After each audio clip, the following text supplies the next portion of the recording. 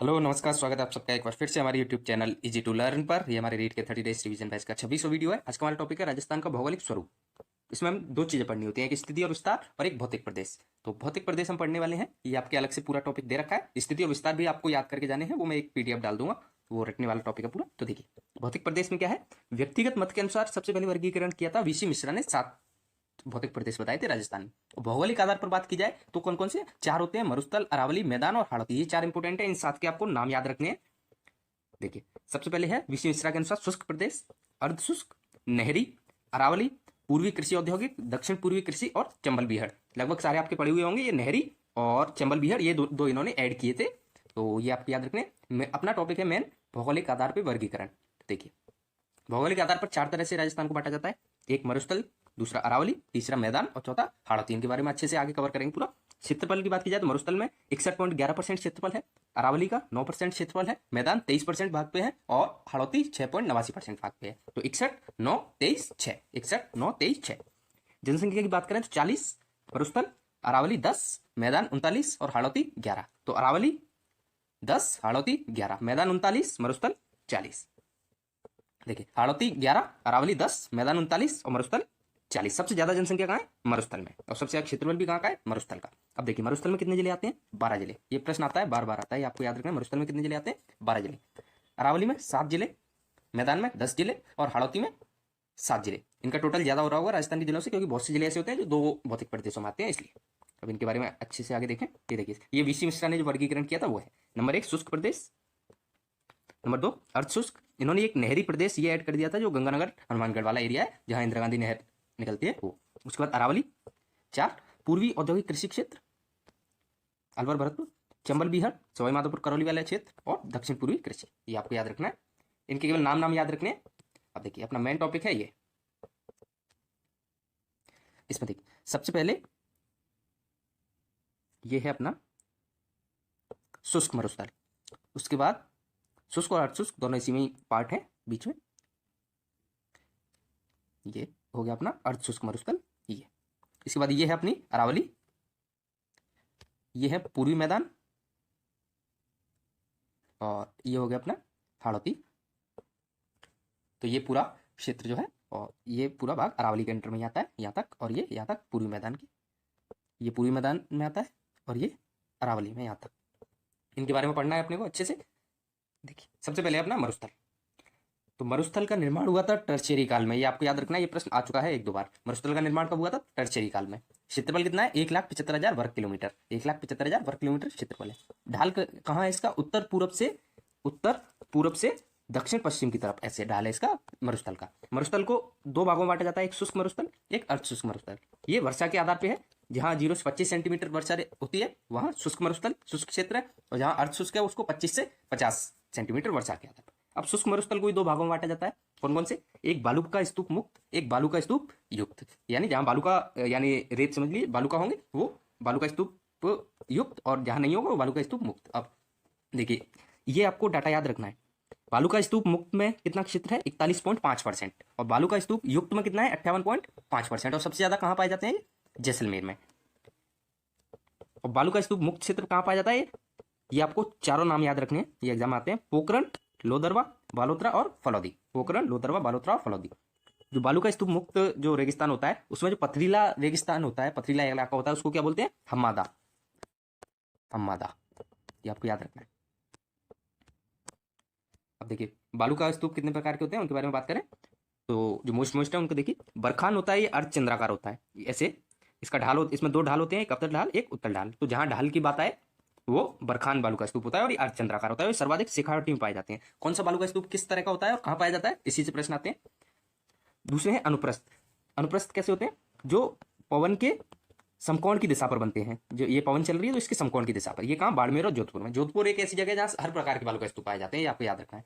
रेखीय बालू का स्तूप पवनों के समांतर बनते हैं और ये कहां पाए जाते हैं, जैसलमेर में। पैराबोलिक, ये हेयर पिन के आकार के होते हैं, जैसलमेर, बाड़मेर, बीकानेर, जोधपुर। और ये सबसे ज्यादा राजस्थान में पाए जाने वाले बालू का स्तूप है, कौन से, पैराबोलिक। इसके बाद ताराकार, ये अनियमित पवनों के कारण बनते हैं इस तरीके से, ऐसे जैसे पवन इधर से इधर से। तो ये अनियमित पवन के कारण कौन से बनते हैं, ताराकार बालू का स्तूप। ये कहां पाए जाते हैं, जैसलमेर, सूरतगढ़ और बीकानेर। श्रप कौन से होते हैं, ये रेगिस्तान में जहां झाड़ियां होती हैं तो झाड़ियों के कारण जो रेत इकट्ठा हो जाता है उसको क्या बोलते हैं, श्रभ बालू का स्तूप। ये कहाँ पाए जाते हैं, जैसलमेर, बाड़मेर और जोधपुर। तो ये हुए अपने बालू का स्तूप। इसके बाद है मरुस्थल का दूसरा पार्ट, अर्ध शुष्क मरुस्थल। इसको 4 भागों में बांटा गया है। एक लूनी बेसिन, दूसरा नागौरी उच्च भूमि, तीसरा घग्गर प्रदेश और चौथा शेखावाटी अंतर प्रवाह। लूनी बेसिन में इसको गोड़वाड़ प्रदेश भी बोलते हैं। ये पाली, बाड़मेर, जोधपुर, जालौर और सिरोही तक फैला हुआ है पूरा एरिया। आपको बस थोड़ा सा दिमाग में रखना है हल्का सा। और इसमें 2 चीजें पाई जाती हैं जो इंपोर्टेंट होगा, सिर्फ उन्हीं की बात करेंगे हम। एक काला भूरा डंगर, ये पाली में पाया जाता है, और एक नेहर, ये जालौर में पाए जाते हैं। ये आपका। इसके बाद है नागौरी उच्च भूमि, इसको क्या कहते हैं, बांका पट्टी। और ये नागौर अजमेर के बीच की एक फ्लोरोसिस पट्टी है, जो फ्लोरोसिस रोग होता है जिसके कारण, फ्लोराइड के कारण, तो इसलिए इसको बांका पट्टी कहते हैं। इसके बाद है घग्गर, ये श्री गंगानगर हनुमानगढ़ का क्षेत्र है, इसको नालिक क्षेत्र कहते हैं। इसके बाद शेखावाटी अंतर प्रवाह क्षेत्र। अंतर प्रवाह क्यों बोलते हैं, क्योंकि यहाँ कांतली नदी का प्रवाह है उसकी वजह से, तो इसको तोरावाटी भी बोलते हैं। इसमें एक वर्ड आता है जोहड़। जोहड़ क्या होते हैं, कच्चे कुएं होते हैं शेखावाटी के, जिनको जोहड़ कहा जाता है। ये प्रश्न आ चुका है। सर क्या होते हैं, सर तालाब को बोलते हैं। और बीड़, ये बीहड़ नहीं है, बीहड़ अलग है, ये बीड़ है। बीड़, बीड़ बोलते हैं शेखावाटी में जो घास के मैदान होते हैं उनको बीड़ कहा जाता है। इसके बाद अपने मरुस्थल में कुछ अन्य चीजें हैं, जैसे खड़ीन, इसको प्लाया भी बोलते हैं। ये अस्थायी खारे पानी की झीलें होती हैं, जो पालीवाल ब्राह्मणों ने जिससे खेती शुरू की थी सबसे पहले। तो खड़ीन क्या होती है, अस्थायी खारे पानी की झीलें। रन या टाट किसको बोलते हैं, दलदली भूमि होती है, लवणीय भूमि होती है, और ये सबसे ज्यादा कहाँ है, जैसलमेर में। लाठी सीरीज क्या है, ये जैसलमेर में है। पोखरण से मोहनगढ़ तक की एक जल पट्टी है। क्या है ये, लाठी सीरीज क्या है, एक जल पट्टी। और इसी में क्या है, चांदन नड़कू, जिसको राजस्थान का घड़ा कहा जाता है, ये आपको याद रखना है। मरुस्थल का मार्च क्या होता है, मरुस्थल के आगे बढ़ने को क्या कहते हैं, मरुस्थल का मार्च। मरुस्थल के प्रसार को मरुस्थल का मार्च कहा जाता है। धरियन क्या होता है, धरियन, ये गतिशील टीले होते हैं, गतिशील टीले होते हैं ये, और ये सबसे ज्यादा कहाँ मिलते हैं, जैसलमेर में। तो ये शब्द आपको याद रखने सारे। इसके बाद है अपने सेकंड अरावली पर्वतमाला। देखिए निर्माण के आधार पर बात करें तो निर्माण के आधार पर ये वलित पर्वतमाला है, प्राचीनतम है सबसे, और ये अवशिष्ट पर्वतमाला है। अब इसका अवशेष ही बचा है। जो ओरिजिनल पर्वतमाला थी वो अब ऐसी नहीं थी, वो बहुत ऊंची थी, कहते हैं हिमालय से भी ऊंची रही होगी किसी समय पे अरावली। अब ये अवशिष्ट बची हुई है केवल। इसके निर्माण काल की बात करें तो ये प्री कैम्ब्रियन में काल में निर्माण हुआ था इसका। किस काल में, प्री कैम्ब्रियन। ये आपको याद रखनी है कि किस भौगोलिक क्षेत्र का निर्माण कब किस काल में हुआ था। इससे कभी कभार एक आध प्रश्न आते हैं। एक चीज और, मरुस्थल में जो वनस्पति पाई जाती है उसको जीरोफाइट बोलते हैं। ये प्रश्न एक बार आया था, तो ये और याद रखिए, जीरोफाइट कहा जाता है। अरावली पर्वतमाला का निर्माण प्री कैम्ब्रियन टाइम समय में हुआ था। इसका कुल विस्तार अरावली का कितना है, 692 किलोमीटर। राजस्थान में कितना है, 550 किलोमीटर। औसत ऊंचाई कितनी है, 930 मीटर। और ये कहाँ से कहाँ तक है, पालनपुर गुजरात से रायसीना हिल्स दिल्ली तक। और राजस्थान में आबू से खेतड़ी झुंझुनू तक। दिशा कौन सी है इसकी, दक्षिण पूर्व से उत्तर पूर्व की तरफ, दक्षिण पश्चिम से उत्तर पूर्व की तरफ। और नैऋत्य से ईशान, ये जो अपने वास्तु के हिसाब से दिशाएं होती हैं, ये प्रश्न एक बार आया था इसलिए मैंने यहाँ डाल दिया। तो यहाँ पे रखना है नैऋत्य से ईशान की तरफ। अब राजस्थान में अरावली की बात की जाए तो इसको 3 भागों में बांटा जाता है, उत्तरी अरावली, मध्य अरावली और दक्षिण अरावली। इनकी आपको कहाँ स्थित है और सबसे ऊंची चोटी, ये 2 चीजें आपको याद रखनी है। देखिए उत्तरी अरावली झुंझुनू से जयपुर के मध्य, इसकी सर्वोच्च चोटी कौन सी है, रघुनाथगढ़ सीकर में। इसकी ऊंचाई कितनी है, 1055 मीटर। मध्य अरावली जयपुर राजसमंद, सर्वोच्च चोटी कौन सी है, अजमेर की टोटगढ़, इसकी ऊंचाई कितनी है, 934 मीटर। दक्षिण अरावली राजसमंद से सिरोही, इसकी सबसे ऊंची चोटी कौन सी है, गुरु शिखर, जो राजस्थान की सबसे ऊंची चोटी है। अरावली में हमें क्या पढ़ना है, चोटियां पढ़नी है, याद करनी है। नाल या दर्रे जो है वो याद करने हैं, और पठार याद करने हैं। देखिए पठारों की बात करें तो जो इंपोर्टेंट है, उड़िया का पठार, ये सिरोही में है, और ये 1360 मीटर का राजस्थान का सबसे ऊंचा पठार है। तो आपको क्या याद रखना है, सबसे ऊंचा पठार कौन सा है राजस्थान का, उड़िया का पठार। उसके बाद बात करें आबू की, तो ये सिरोही में है, और ये 1200 मीटर में ऊंचाई का है। ये दोनों कहाँ है, सिरोही में। इसके बाद भोराट का पठार, भोराट का पठार कहाँ है, कुंभलगढ़ जो कि राजसमंद में है, और गोगुंदा जो उदयपुर में है। इन दोनों के मध्य कौन सा है, भोराट का पठार, और इसकी ऊंचाई कितनी है, 1225 मीटर। ये तीनों की आपको याद रखनी है। इसके बाद है भोमट का पठार, ये उदयपुर और डूंगरपुर में है, और इसको भील क्षेत्र भी बोलते हैं, भील क्षेत्र। इसके बाद लसाड़िया का पठार, जयसमंद झील के पूर्व में स्थित पठार कौन सा है, लसाड़िया का पठार। क्रांसका का पठार, या इसको काकड़वाड़ी भी बोलते हैं, काकड़वाड़ी, ये कहाँ है, ये सरिस्का में स्थित है, और ये अलवर में है। तो ये पठार आपको याद रखने हैं, ये इंपोर्टेंट है सारे। एक ऊपरमाल का पठार है, वो हम हाड़ौती में पढ़ेंगे, बिजौलिया से भैंसरौड़गढ़ तक। ये हुई चोटियां। देखिए सबसे ऊंची चोटी गुरु शिखर। उसके बाद दूसरे नंबर 5 तो आपको पूरे क्रम के साथ, लंबाई के साथ भी याद रखनी है, ऊंचाई के साथ। गुरु शिखर 1722 सिरोही, शेर 1597 सिरोही, दिलवाड़ा 1442 सिरोही, जरगा 1431 उदयपुर, और अचलगढ़ 1380 सिरोही। ये 5 तो आपको याद रखनी ही है। बाकी आप 15 चोटियां याद रखिए, 15 का क्रम याद रखिए, प्लस जो अरावली के तीनों भाग है, उत्तरी अरावली, मध्य अरावली, दक्षिण अरावली, उनकी तीनों की जो सबसे ऊंची चोटियां हैं 3 वो याद रखिए। तो आपका काम इससे बन जाएगा। तो इसकी जो ट्रिक होती है वो आप सबको पता होगा, उसमें मैं आपका टाइम वेस्ट नहीं करना चाहता। ये आप पूरा अच्छे से रट्टा मार लेना, जिसमें से एक प्रश्न पक्का आता है। इसके बाद देखिए, पूर्वी मैदान ये प्लीस्टोसीन काल में इसका निर्माण हुआ था। इसके 3 पार्ट हैं, एक माही का मैदान, 3 मैदान है इसमें, एक बनास व बाणगंगा का मैदान और एक चंबल मैदान।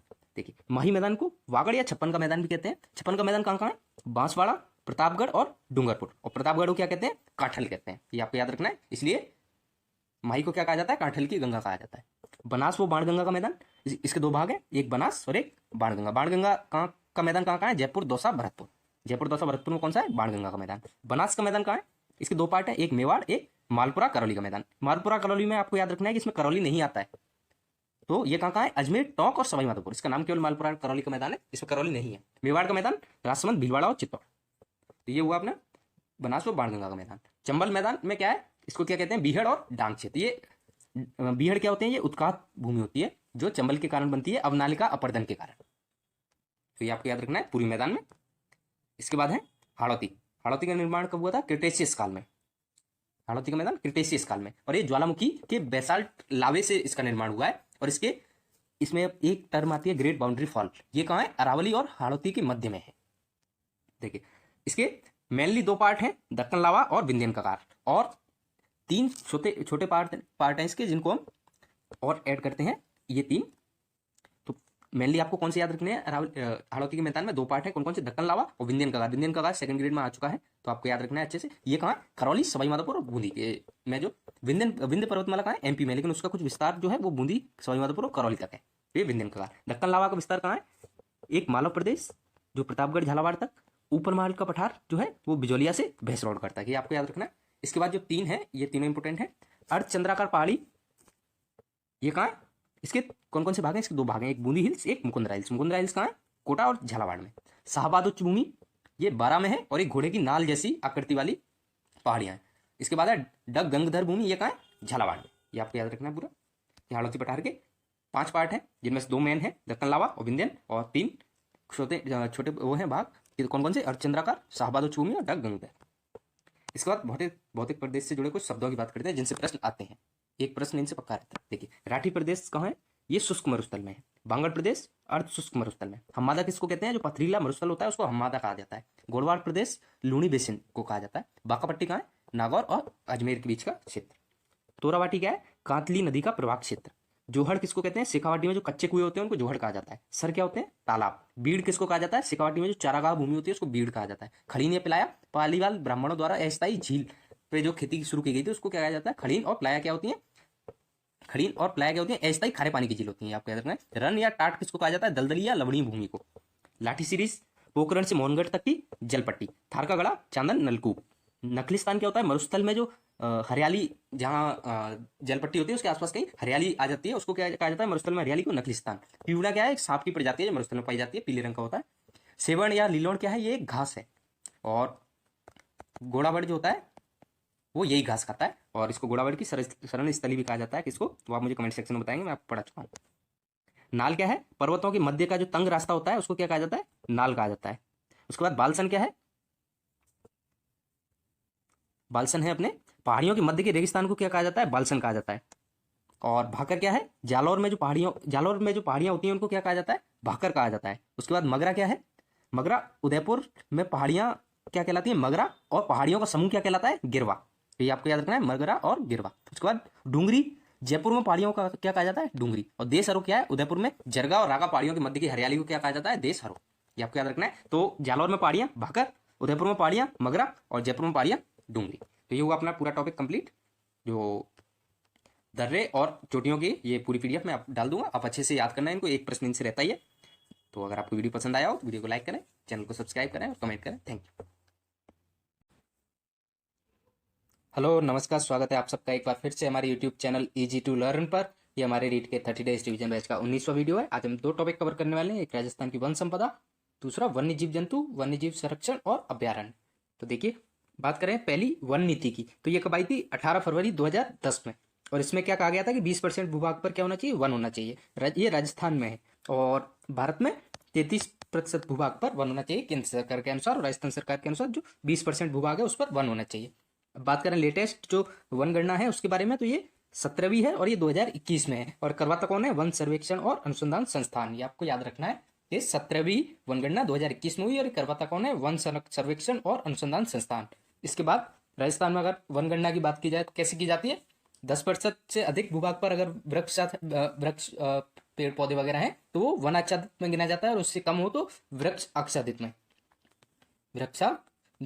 और 10% से अधिक हो तो वो वनों की श्रेणी में गिने जाते हैं। अब देखिए बात करते हैं वन रिपोर्ट की। ये आपको अच्छे से याद होना चाहिए, इसमें से एक प्रश्न पक्का आता है हर एग्जाम में।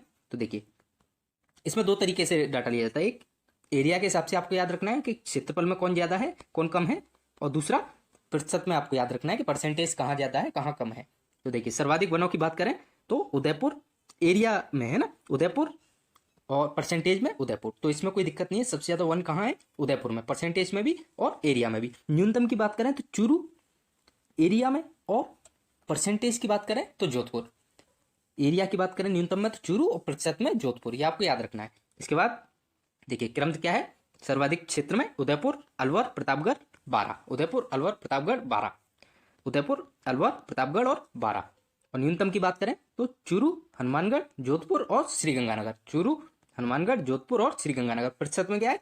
जोधपुर ऊपर आ जाता है सबसे, है ना, प्रतिशत में जोधपुर सबसे ऊपर आ जाता है। तो जोधपुर, चूरू, जैसलमेर, बीकानेर। जोधपुर, चूरू, जैसलमेर, बीकानेर प्रतिशत में। और सर्वाधिक वन प्रतिशत की बात की जाए तो उदयपुर टॉप पे ही है दोनों में, और उसके बाद है प्रतापगढ़, फिर सिरोही, फिर करौली। उदयपुर, प्रतापगढ़, सिरोही और करौली। प्रतिशत को याद रखने की एक ट्रिक भी है जो आप ये लगा सकते हैं, UPSC। तो सी को यहाँ करौली समझ लेना, जैसे वो मत्स्य संघ में आप याद करते हो उसी तरह से उदयपुर, प्रतापगढ़, सिरोही और करौली।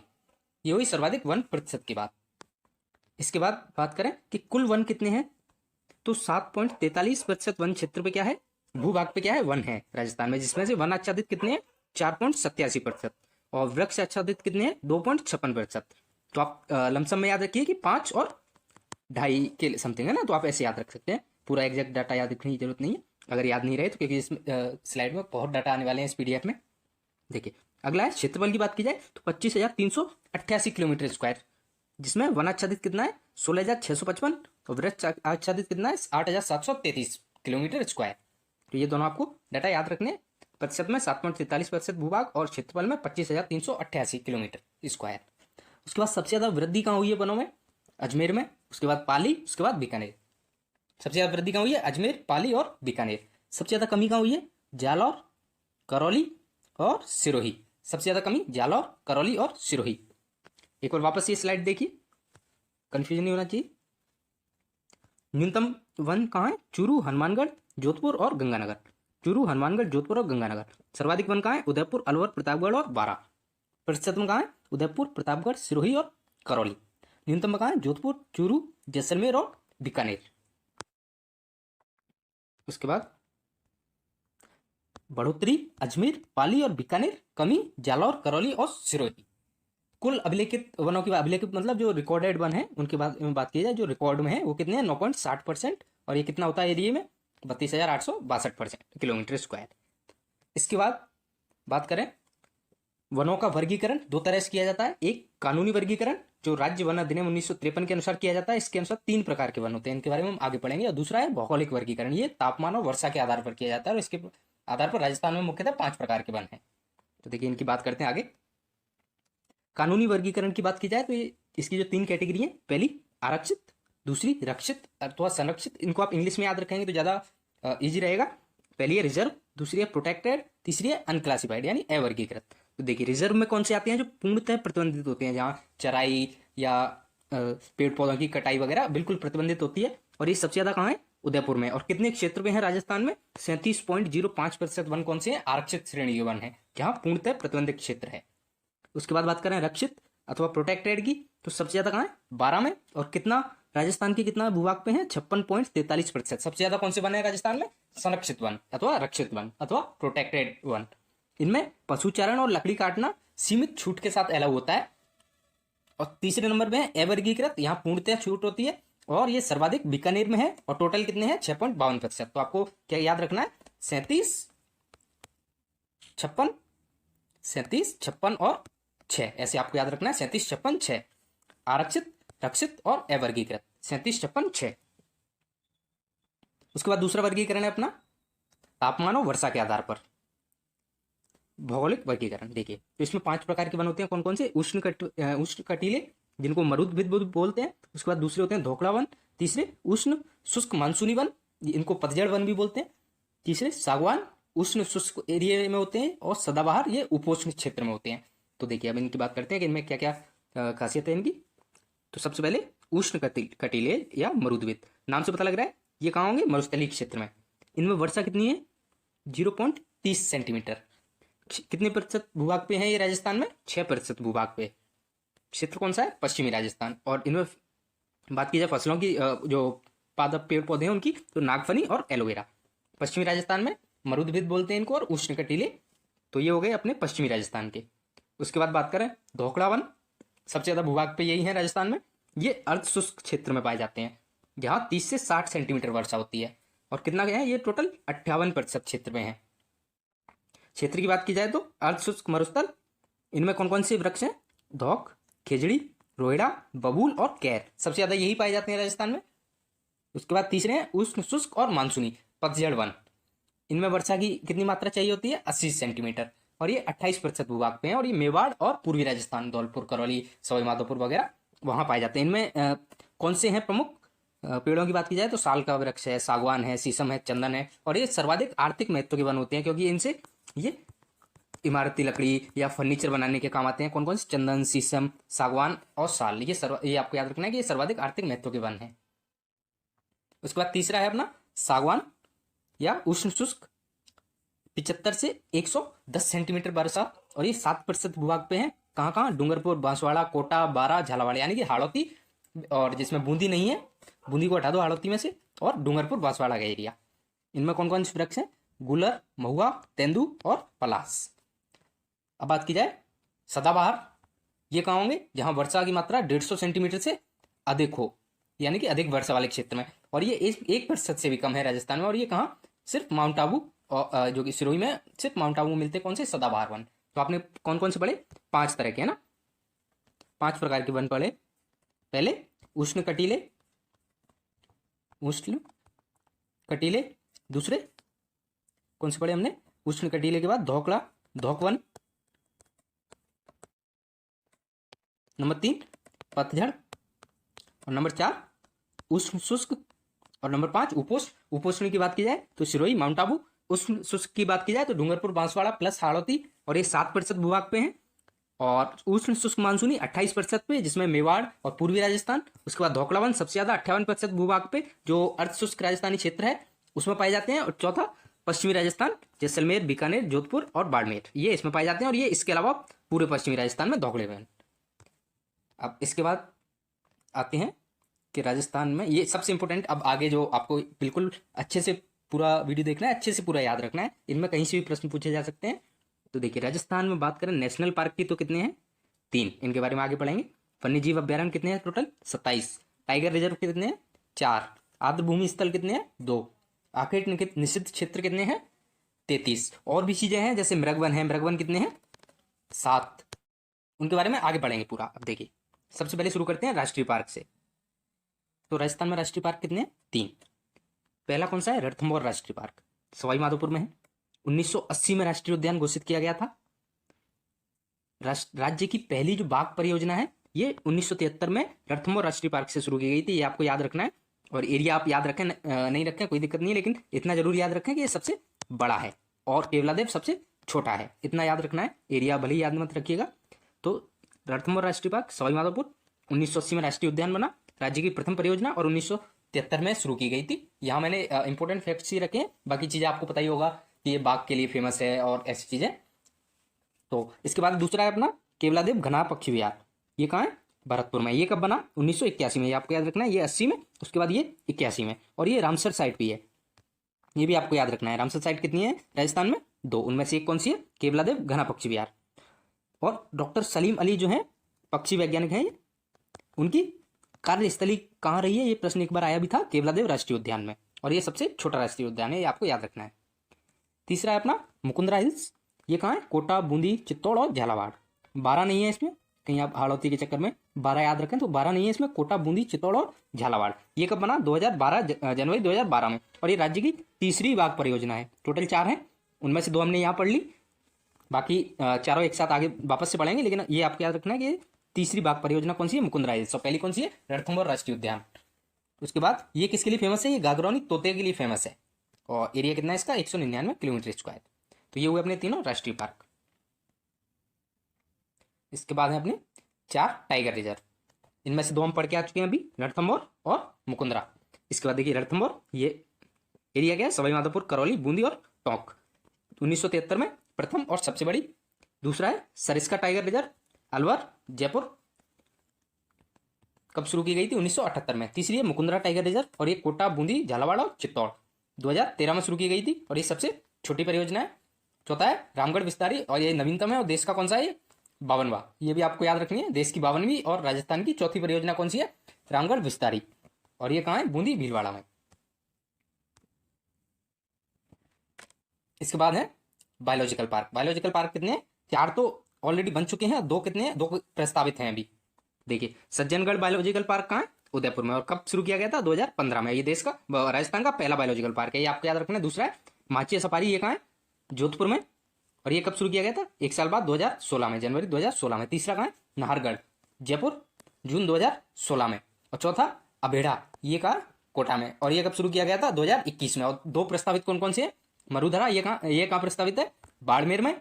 और पुष्कर बायोलॉजिकल पार्क कहाँ प्रस्तावित है? अजमेर में। तो 2 प्रस्तावित हैं, बाकी 4 बने हुए हैं। सज्जनगढ़ पहला, उदयपुर। दूसरा माचिया पार्क, जोधपुर। तीसरा नाहरगढ़, जयपुर। चौथा अबेड़ा, कोटा। ये डेट अगर आपको याद नहीं भी रहे तो आपको जगह याद रखनी है कि कहाँ है, ये वेरी इंपॉर्टेंट है जगह। इसके बाद बात करें वन्य जीव अभ्यारण्य। टोटल कितने हैं? 27। इनमें से जो इंपॉर्टेंट है उनके बारे में बात कर लेते हैं। देखिए राष्ट्रीय मरुद्यान, ये आपको याद रखना है कि राष्ट्रीय पार्क नहीं है, सिर्फ इसके नाम के आगे राष्ट्रीय लगा हुआ है, राष्ट्रीय पार्क नहीं है। राष्ट्रीय मरुद्यान ये सबसे बड़ा अभ्यारण्य है। ये जैसलमेर, बाड़मेर में फैला हुआ है, और इसको गोडावन की शरण स्थली कहा जाता है। आकलवुड फॉसिल पार्क, ये भी कहाँ है? राष्ट्रीय मरुद्यान में। और इसमें पीवड़ा सांप की एक प्रजाति है, वो पाई जाती है। और लाठी सीरीज भी कहाँ है? राष्ट्रीय मरुद्यान में। ये आपको याद रखना है। इसके बाद अगला है अपना सरिस्का, ये अलवर में है, हरे कबूतरों के लिए फेमस है, और ये राज्य की दूसरी बाघ परियोजना भी है। पहली कौन सी हो गई? रणथंभौर। दूसरी कौन सी होगी? सरिस्का। उसके बाद तीसरी कौन सी होगी? मुकुंदरा हिल्स। और चौथी रामगढ़ विस्तारी। ये 4 आपको बाघ परियोजना याद रखनी है। उसके बाद है ताल छापर। ताल छापर कहाँ है? चूरू में। और ये काले हिरण के लिए फेमस है। और यहाँ एक मेंथा नाम की घास पाई जाती है, जिसका नाम क्या है?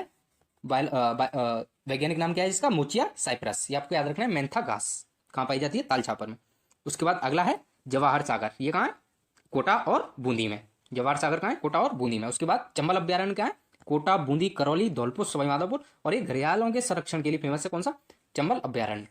उसके बाद अपना शेरगढ़ अभ्यारण्य, ये कहाँ है? 12 में। इसको सांपों की शरण स्थली कहा जाता है। उसके बाद बात करें सज्जनगढ़ कहाँ है? उदयपुर में। भैंसरौलगढ़ कहाँ है? चित्तौड़गढ़। और ये 2 नदियां इसके पास से गुजरती हैं, कौन कौन सी? चंबल और ब्राह्मणी। आपको जगह याद रखनी है। भैंसरौलगढ़ कहाँ है? चित्तौड़ में। उसके बाद है सीता माता अभ्यारण्य, प्रतापगढ़, इसको चीतल की मातृभूमि कहा जाता है। उसके बाद है फुलवारी की नाल कहाँ है? उदयपुर में। कुंभलगढ़ अभ्यारण्य कहाँ है? राजसमंद और पाली में। टौडगढ़ रावली, ये आपको याद रखना है, ये इंपॉर्टेंट है। अजमेर, पाली और राजसमंद। टौडगढ़ रावली कहाँ है? अजमेर, पाली और राजसमंद। किसरबाग अभ्यारण्य धौलपुर। और बंद बराठा भरतपुर। ये जो इंपॉर्टेंट है वो मैंने आपको बता दी। इसके बाद है अपने आखेट निषिद्ध क्षेत्र। टोटल कितने हैं? 33। इनमें से इंपॉर्टेंट जो है उनकी बात करें तो संवत्सर कोटसर, ये चूरू का है, और ये सबसे बड़ा आखेट निषिद्ध क्षेत्र है। उसके बाद डोली कहाँ है? जोधपुर में। धोरीमन्ना कहाँ है? बाड़मेर में। मैनाल कहाँ है? भीलवाड़ा। और कनक सागर बूंदी में। ये सबसे छोटा है, और सबसे बड़ा संवत्सर कोटसर, ये कहाँ है? चूरू में। और कनक सागर कहाँ है? बूंदी में। उसके बाद कुछ सफारी और पार्क हैं, उनके बारे में बात करें तो लेपर्ड सफारी की बात की जाए तो पहली कहाँ है? झालाना। और ये कहाँ है? जयपुर में। उसके बाद दूसरी कहाँ है? जवाई, पाली में। और तीसरी आमागढ़, जयपुर में। ये करंट का क्वेश्चन है, ये आपको याद रखना है। आमागढ़ कहाँ है? जयपुर में। और ये क्या है? Leopard safari. उसके बाद टाइगर सफारी की बात की जाए तो रणथंभौर, नाहरगढ़ और रामगढ़। ये दोनों तो आपको याद होंगी। नाहरगढ़ और याद रखना है आपको। उसके बाद कैक्टस पार्क की बात की जाए तो ये कहाँ है? कुलधरा गांव में। और ये कहाँ है? कुलधरा जैसलमेर में। बटरफ्लाई पार्क की बात की जाए तो ये 2 हैं, जयपुर में और उदयपुर में। पहला जयपुर, दूसरा उदयपुर। बर्ड पार्क की बात की जाए तो ये कहाँ है? उदयपुर में। और एक आपको याद रखना है मंकी वैली, ये अभी किसी एग्जाम में आया भी था पिछली बार। ये कहाँ है? गलताजी में। और ये गलताजी कहाँ है? जयपुर में। अब बात करें कुछ प्रमुख संरक्षण अधिनियमों की, तो वन्य जीव संरक्षण अधिनियम 1972 में आया था। बाघ संरक्षण अधिनियम 1973 में। वन संरक्षण अधिनियम 1980 में आया था और 1988 में इसमें संशोधन किया गया था। पर्यावरण संरक्षण अधिनियम 1986 और अपने एग्जाम्स के लिए मोस्ट इंपोर्टेंट ऊंट व घोड़ावन संरक्षण 2014 में। इसके बाद देखिए पर्यावरण से जुड़े कुछ पुरस्कार हैं। अमृता देवी विश्नोई पुरस्कार 1994 से दिया जा रहा है। कैलाश सांखला वन्यजीव पुरस्कार, इसमें 50,000 रुपए की धनराशि दी जाती है। राजीव गांधी पर्यावरण संरक्षण पुरस्कार, ये 5 जून 2012 से। अमृता देवी 1994 और राजीव गांधी पर्यावरण संरक्षण पुरस्कार 5 जून 2012 से। अब इसके बाद बात करें वन संपदा में कुछ पेड़ पौधे वगैरह और घास वगैरह उनके बारे में। देखिए खेजड़ी के बारे में हमने जो राजस्थान के प्रतीक चिन्ह पढ़े थे उसमें विस्तार से बात की थी खेजड़ी और रोहिड़ा के बारे में। तो आप वापस पढ़ने का कोई मतलब नहीं है, आप उस वीडियो को देख सकते हैं एक बार वापस। खिजड़ी 1983 में राज्य वृक्ष घोषित किया गया था और ये राज्य पुष्प घोषित किया गया था रोहिड़ा। सिर्फ इतना याद रखना है यहाँ, बाकी उस वीडियो में हमने विस्तार से अच्छे से बात की थी। तेंदू, ये बीड़ी बनाने के काम आते हैं इसके पत्ते, और ये हाड़ौती क्षेत्र में पाया जाता है और प्रतापगढ़ में पाया जाता है। ये आपको याद रखना है कि तेंदुए के पत्ते किस काम आते हैं? बीड़ी बनाने के काम आते हैं। खैर की बात करें तो कथौड़ी जनजाति इससे कत्था बनाने का काम करती है। किससे? खैर से। पलाश की बात करें तो इसका दूसरा नाम क्या है? जंगल की ज्वाला। सागवान की बात करें तो ये बांसवाड़ा में सबसे ज्यादा मिलता है और ये इमारती लकड़ी के काम में आता है। अब बात करें कुछ प्रमुख घासों की, तो बांस, ये सबसे बड़ी घास जो होती है वो बांस होती है, ये बांसवाड़ा में मिलता है। और हरा सोना इसका दूसरा नाम है। खस घास की बात की जाए तो ये भरतपुर सवाई माधोपुर में की एरिया में मिलता है और ये इत्र बनाने के काम में आता है। सेवड़ घास की बात की जाए तो ये कहाँ मिलती है? जैसलमेर में। और मोचिया घास की बात की जाए तो अभी हमने पढ़ा था पीछे, ये मोचिया साइप्रस पूरा नाम है इसका, मोचिया साइप्रस। और ये कहाँ है? चूरू में, तालछापर अभ्यारण्य जो है। और ये काले हिरणों के लिए खाने के काम आती है और ये बहुत पोषण वाली घास होती है। ये आपको याद रखना है, कौन सी? मोचिया साइप्रस। इसके बाद कुछ प्रमुख कार्यक्रम है राजस्थान के, कार्यक्रम और योजनाएं। देखिए सबसे पहले मरु वृक्षारोपण, और ये कब शुरू किया गया था? 1977-78। और मरु विकास कार्यक्रम ये भी 1977-78 में। इसको डीडीपी बोलते हैं, डेजर्ट डेवलपमेंट प्रोग्राम। इसमें 10 जिले हैं और इसमें 16 जिले हैं। मरु विकास कार्यक्रम में 16 जिले हैं और मरु वृक्षारोपण में 10 जिले हैं। केंद्र और राज्य की भागीदारी की बात की जाए तो कितनी है? 75 और 25, दोनों में 75 और 25। उसके बाद रूख बहेला कार्यक्रम आया 1986 में डूंगरपुर में। उसके बाद अरावली वृक्षारोपण 1992-93 जापान के सहयोग से। उसके बाद राज्य वानिकी और जैव विविधता कार्यक्रम, ये 2 बार चलाया गया। सबसे पहले 10 साल के लिए 2011 से 2021 में, सॉरी 2003 से 2010 में 15 जिलों में। उसके बाद 2011 से 2021 में 18 जिलों में। उसके बाद वन धन योजना अगस्त 2015 में। और सबसे लेटेस्ट घर घर औषधि योजना 5 जुलाई 2021 से। इसमें 4 पौधे बांटे जाते हैं। आप मुझे कमेंट सेक्शन में उन 4 पौधों के नाम लिख के बताएंगे। और ये इंपॉर्टेंट है क्योंकि अब ये राजस्थान सरकार की फ्लैगशिप योजना में शामिल कर लिया गया है इसको, तो ये आपके लिए बहुत इंपॉर्टेंट है, घर घर औषधि योजना। तो इन 4 पौधों के नाम आप मुझे कमेंट सेक्शन में बताएं। इसके अलावा कुछ इंपॉर्टेंट चीजें हैं उनके बारे में और मैं आपको बता देता हूँ, जैसे कि आपको इको टूरिज्म पॉलिसी याद रखनी है, वो मैं इसमें मेंशन नहीं कर पाया था। इको टूरिज्म पॉलिसी ये कब आई थी? 2021 में। और स्पेसिफिक बात की जाए तो 15 जुलाई 2021 को। ये इंपॉर्टेंट है, आपको याद रखनी है, इको टूरिज्म पॉलिसी 15 जुलाई 2021। इसके अलावा कुछ और इंपॉर्टेंट चीजें अगर मैं आपको बताऊं तो वन प्रशिक्षण केंद्र कहाँ है? वन प्रशिक्षण केंद्र कहाँ है? अलवर में। ये आपको याद रखना है। और इंपॉर्टेंट चीजें जो इसमें लगभग सारी हो गई हैं। एक चीज और रह गई है इसमें, क्या? संरक्षित क्षेत्र। बाकी सब हमने पढ़ लिए। संरक्षित क्षेत्र तो मैं बता देता हूँ कि राजस्थान में टोटल कितने हैं? 16 संरक्षित क्षेत्र हैं, जिसमें पहला कौन सा है? बिसलपुर टोंक। बिसलपुर टोंक। और कुछ इंपॉर्टेंट संरक्षित क्षेत्रों की बात की जाए तो जोहड़बील, ये किसके लिए फेमस है? गिद्ध के लिए। और ये कहाँ है? बीकानेर में।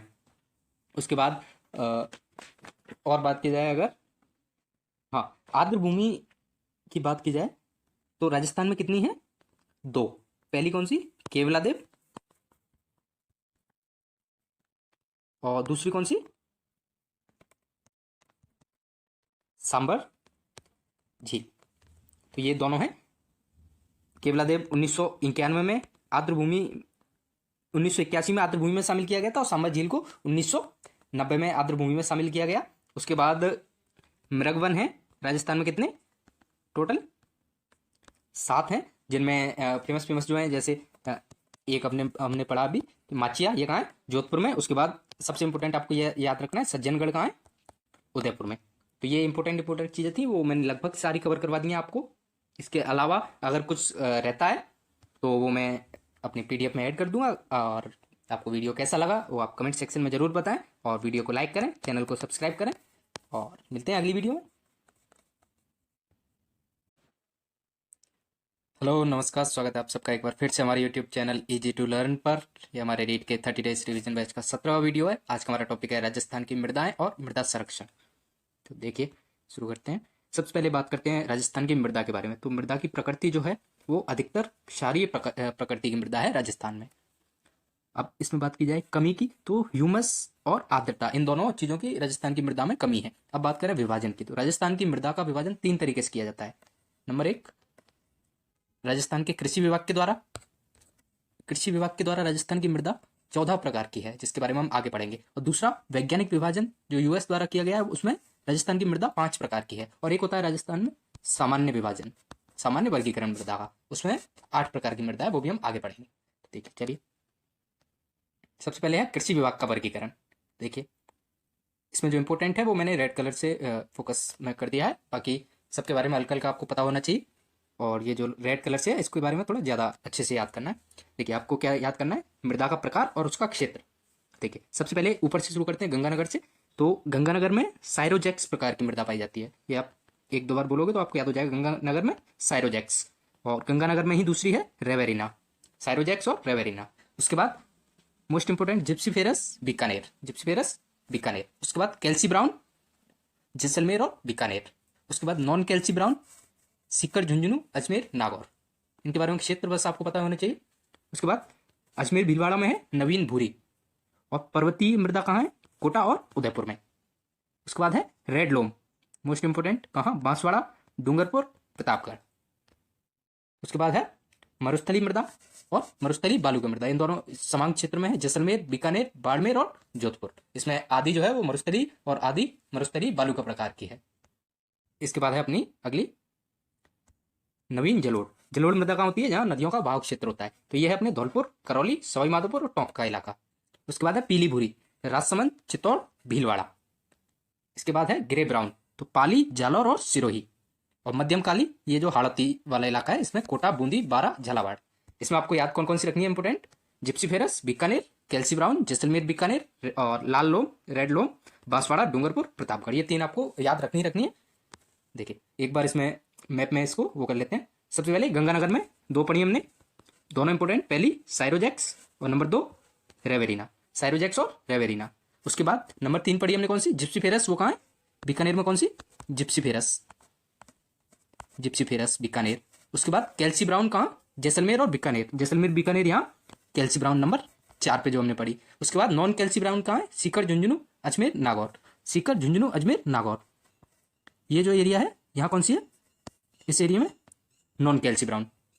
उसके बाद नंबर 5 पे पढ़ी हमने नवीन भूरी, नवीन भूरी कहाँ है, अजमेर भीलवाड़ा वाले एरिया में, नंबर 5, ये आपको याद रखनी है। उसके बाद पर्वतीय मृदा कहाँ है, कोटा और उदयपुर में, नंबर 6, कोटा और उदयपुर में पर्वतीय मृदा। उसके बाद रेड लोम सबसे इंपोर्टेंट, ये चारों जिले, यहाँ लाल लोमी मृदा, ये आपको याद रखनी है। उसके बाद मरुस्थली और मरुस्थली बालू का प्रकार की, जैसलमेर, जोधपुर, बाड़मेर और बीकानेर, जैसलमेर, जोधपुर, बाड़मेर और बीकानेर। तो ये हुई अपनी मरुस्थलीय और मरुस्थली प्रकार की। उसके बाद नवीन जलोढ़ कहाँ, इस एरिया में, जहाँ नदियों का बहाव क्षेत्र है, इस एरिया में कौन सी, नवीन जलोढ़। उसके बाद पीली भूरी कहाँ है, राजसमंद, चित्तौड़ और भीलवाड़ा, ये जो इलाका है यहाँ कौन सी है, पीली भूरी मृदा। उसके बाद ग्रे ब्राउन, जालौर, पाली, सिरोही, जालौर, पाली, सिरोही, इस एरिया में। उसके बाद काली, हाड़ौती, तो ये आपको याद रखनी है, काली मृदा, हाड़ौती। इसमें मैं आपको इंपोर्टेंट बता दूं, जिप्सीफेरस बीकानेर, रेवेरिना और साइरोजैक्स गंगानगर, मध्यम काली हाड़ौती। उसके बाद नवीन जलोढ़ धौलपुर, करौली, सवाई माधोपुर, टोंक और लाल लोम उदयपुर, प्रतापगढ़, डूंगरपुर, बांसवाड़ा। और मेनली डूंगरपुर, बांसवाड़ा और प्रतापगढ़, ये 3 जिले, ये आपको याद रखने हैं। इसके बाद है अपने नंबर दूसरा वर्गीकरण वैज्ञानिक आधार पर। वैज्ञानिक आधार पर 5 प्रकार की मृदा होती है, इसमें से प्रश्न बहुत आते हैं, तो आपको केवल इनके क्षेत्र याद रखने हैं। सबसे पहले है एरिडिसोल, दूसरी है एंटीसोल, तीसरी है अल्फीसोल, चौथी है इंसेप्टिसोल, उसके बाद वर्टिसोल। एरिडिसोल, एंटीसोल, अल्फीसोल, इंसेप्टिसोल और वर्टिसोल। तो देखिए एरिडिसोल कहाँ है, शुष्क जलवायु प्रदेश, और इसमें कौन कौन से क्षेत्र आते हैं, बीकानेर, जैसलमेर, बाड़मेर, जोधपुर। शुष्क जलवायु प्रदेश में कौन कौन से, बीकानेर, जैसलमेर, बाड़मेर और जोधपुर। उसके बाद है एंटीसोल। एरिडिसोल को आप ऐसे याद रख सकते हैं, आपने काजरी पढ़ा होगा, काजरी कहाँ है, जोधपुर में, और काजरी की फुल फॉर्म क्या होती है, central arid zone research institute. तो एरिडिसोल कहाँ है, जोधपुर के आसपास। उसके बाद अगली अपनी एंटीसोल। तो जहाँ एरिडिसोल मृदा राजस्थान में, जैसे ये अपना राजस्थान है, यहाँ एरिडिसोल, तो जहाँ एरिडिसोल खत्म होती है वहां से और अरावली के पश्चिम में ये जो भाग है बीच वाला, यहाँ कौन सी है, एंटीसोल। और ये सबसे ज्यादा राजस्थान में पाई जाने वाली मृदा है कौन सी, एंटीसोल। उसके बाद है अपनी अल्फीसोल, ये कहाँ है, पूर्वी राजस्थान में, उप आर्द्र जलवायु वाले क्षेत्र में, कौन सी अपनी अल्फीसोल। और ये कहाँ है, पूर्वी राजस्थान में, उप आर्द्र जलवायु वाले क्षेत्र में, जहाँ कौन कौन से हैं, धौलपुर, सवाई माधोपुर, करौली, उस क्षेत्र में। उसके बाद है इंसेप्टिसोल। इंसेप्टिसोल कहाँ है, अर्धशुष्क आर्द्र क्षेत्र में, यानी कि जैसे ये अरावली है तो इस एरिया में ये अर्धशुष्क और आर्द्र दोनों प्रकार का है। तो यहाँ राजसमंद, पाली, चित्तौड़ और डूंगरपुर, ये कौन सी मृदा है, इंसेप्टिसोल। उसके बाद वर्टिसोल, हाड़ौती में, ये आपको याद रखनी है। और इसको कौन सी मृदा बोलते हैं, काली और चेरनोजम, ये नाम आपको याद रखना है। चेरनोजम मृदा बोलते हैं किसको, काली मृदा को। और ये कौन सी क्षेत्र में, वर्टिसोल। ये देखिए सबसे पहले एरिडिसोल, पश्चिमी राजस्थान। उसके बाद जहां एरिडिसोल खत्म होगी वहां से और अरावली के पश्चिम में कौन सी है, एंटीसोल। अल्फीसोल की बात की जाए कहाँ है, अर्धशुष्क, ये पूर्वी राजस्थान और उप आर्द्र क्षेत्र में, कौन सा है ये, उप आर्द्र। और बात की जाए इंसेप्टिसोल तो ये अर्धशुष्क और आर्द्र, आधा शुष्क भी है और आर्द्र प्रकार की जलवायु भी है यहाँ। और वर्टिसोल की बात की जाए तो ये हाड़ौती, और इसका दूसरा नाम क्या है, मृदा का चेरनोजम। तो ये हुई अपनी दूसरी प्रकार की मृदा का वर्गीकरण। इसके बाद है सामान्य आधार पर वर्गीकरण। इससे बहुत प्रश्न आते हैं, आपको अच्छे से पढ़ना है। 8 प्रकार की मृदा है, ये 8 पढ़ेंगे। सबसे पहले है बलुई मृदा, इसके उपनाम क्या है, शुष्क और प्यासी मिट्टी। बलुई मृदा को क्या बोलते हैं, शुष्क और प्यासी मिट्टी। इसका विस्तार कहाँ है, जैसलमेर, बीकानेर, बाड़मेर, जोधपुर। इसमें फसलें कौन कौन सी होती हैं, बलुई मृदा है तो बाजरा, ग्वार, मूंगफली, चना। इसकी विशेषता की बात की जाए तो इसमें सर्वाधिक कैल्शियम होता है और सबसे ज्यादा विस्तार इसी मृदा का है, किसका, बलुई मृदा का, राजस्थान में। उसके बाद दूसरी है भूरी रेतीली, बलुई मृदा से हल्की सी नीचे साइड वाले एरिया में, कौन से, जालौर, पाली, नागौर, अजमेर, सीकर, झुंझुनू। इसकी विशेषता क्या है, इसमें फॉस्फेट अधिक मात्रा में मिलता है। इसके बाद तीसरी अपनी लवड़ी और चौथी है जलोढ़। लवणी मृदा का क्या है उपनाम, रेह भी बोलते हैं इसको और कल्लर भी बोलते हैं। इसका विस्तार कहाँ है, श्री गंगानगर, हनुमानगढ़, बीकानेर। और ये लवणी मृदा का कारण क्या है, केशिकत्व के कारण। केशिकत्व क्या होता है कि जमीन में जो लवणीय पदार्थ होते हैं वो ऊपर की साइड आ जाते हैं परत पे, तो उसकी वजह से मृदा जो है वो लवणीय प्रकार की हो जाती है। तो ये इसको केशिकत्व बोलते हैं। तो ये आपको याद रखना कहाँ है, गंगानगर, हनुमानगढ़, बीकानेर, ये तीनों एरिया में। इसके बाद है जलोढ़ मृदा। जलोढ़ कहाँ होगी, जहाँ नदियों का भाव क्षेत्र होगा, और वो कहाँ है, अलवर, भरतपुर, धौलपुर, करौली, सवाई माधोपुर, इस क्षेत्र में। इसका उपनाम क्या है, कच्छारी और दोमट मृदा। इसकी विशेषता की बात की जाए तो इसका निर्माण नदियों से होता है। इसमें फसलों की बात की जाए तो सबसे ज्यादा गेहूं होता है, उसके बाद सरसों, और इसमें सर्वाधिक पोटास होता है और ये सबसे ज्यादा उपजाऊ मृदा होती है, कौन सी, जलोढ़। उसके बाद अगली है अपनी, ये 3 एक साथ इनको पढ़ेंगे, काली मिट्टी, लाल काली मिट्टी और लाल पीली मिट्टी। मिट्टी का जो बात की जाए, सबसे पहले लाल रंग जो होता है मिट्टी का वो लौह ऑक्साइड के कारण होता है। तो देखिए काली मिट्टी, इसका उपनाम क्या है, कपासी, रेगुर और चेरनोजम। ये हम पढ़ चुके हैं, ये इंपॉर्टेंट है, ये आपको याद रखना है। इसका विस्तार कहाँ है, हाड़ौती में। और इसकी विशेषता क्या है, बेसाल्ट चट्टानों से इसका निर्माण होता है और सबसे ज्यादा जल धारण क्षमता होती है इसमें, इसलिए सिंचाई की कम आवश्यकता होती है इसमें। तो इसकी फसलें कौन कौन सी है, कपास और सोयाबीन। उसके बाद है लाल काली मृदा। लाल काली मृदा का विस्तार कहाँ है, काली मिट्टी से हल्का सा नीचे आएंगे, प्रतापगढ़, बूंदी, झालावाड़, भीलवाड़ा और चित्तौड़। और इस एरिया में फसल कौन सी है प्रमुख, मक्का और कपास। इसके बाद है लाल पीली मृदा। इसका विस्तार कहाँ है, उदयपुर, भीलवाड़ा, अजमेर, टोंक और उदयपुर, भीलवाड़ा, अजमेर, टोंक और चित्तौड़, उस एरिया में कौन सी, लाल पीली मृदा। इसके बाद है लाल लोमी, ये हम पढ़ चुके हैं, रेड लोम, मोस्ट इंपोर्टेंट, बांसवाड़ा, डूंगरपुर, प्रतापगढ़। और इसकी विशेषता क्या है, ये लौह ऑक्साइड के कारण इसका रंग कैसा होता है, लाल होता है। इसमें प्रमुख फसल कौन सी है, मक्का और चावल। तो ये हुई अपनी मृदाओं के प्रकार। देखिए इसमें एक बार बात करते हैं, सबसे पहले अपनी बलुई मृदा। यहाँ ये चारों जिले बलुई मृदा। उसके बाद दूसरी थी अपनी भूरी रेतीली मृदा, ये कहाँ मिलेगी अपने को, थोड़ा इस इलाके में और थोड़ा सा यहाँ और अजमेर के आसपास इस इलाके में। ये हुई अपनी दूसरे नंबर की कौन सी, भूरी पीली। दूसरे नंबर पे हमने पढ़ी थी कौन सी, भूरी पीली मृदा, भूरी पीली मृदा। इसके बाद तीसरी थी अपनी लवणीय और चौथी थी कौन सी, जलोढ़। ये लवणीय मृदा कहाँ थी, इस एरिया में।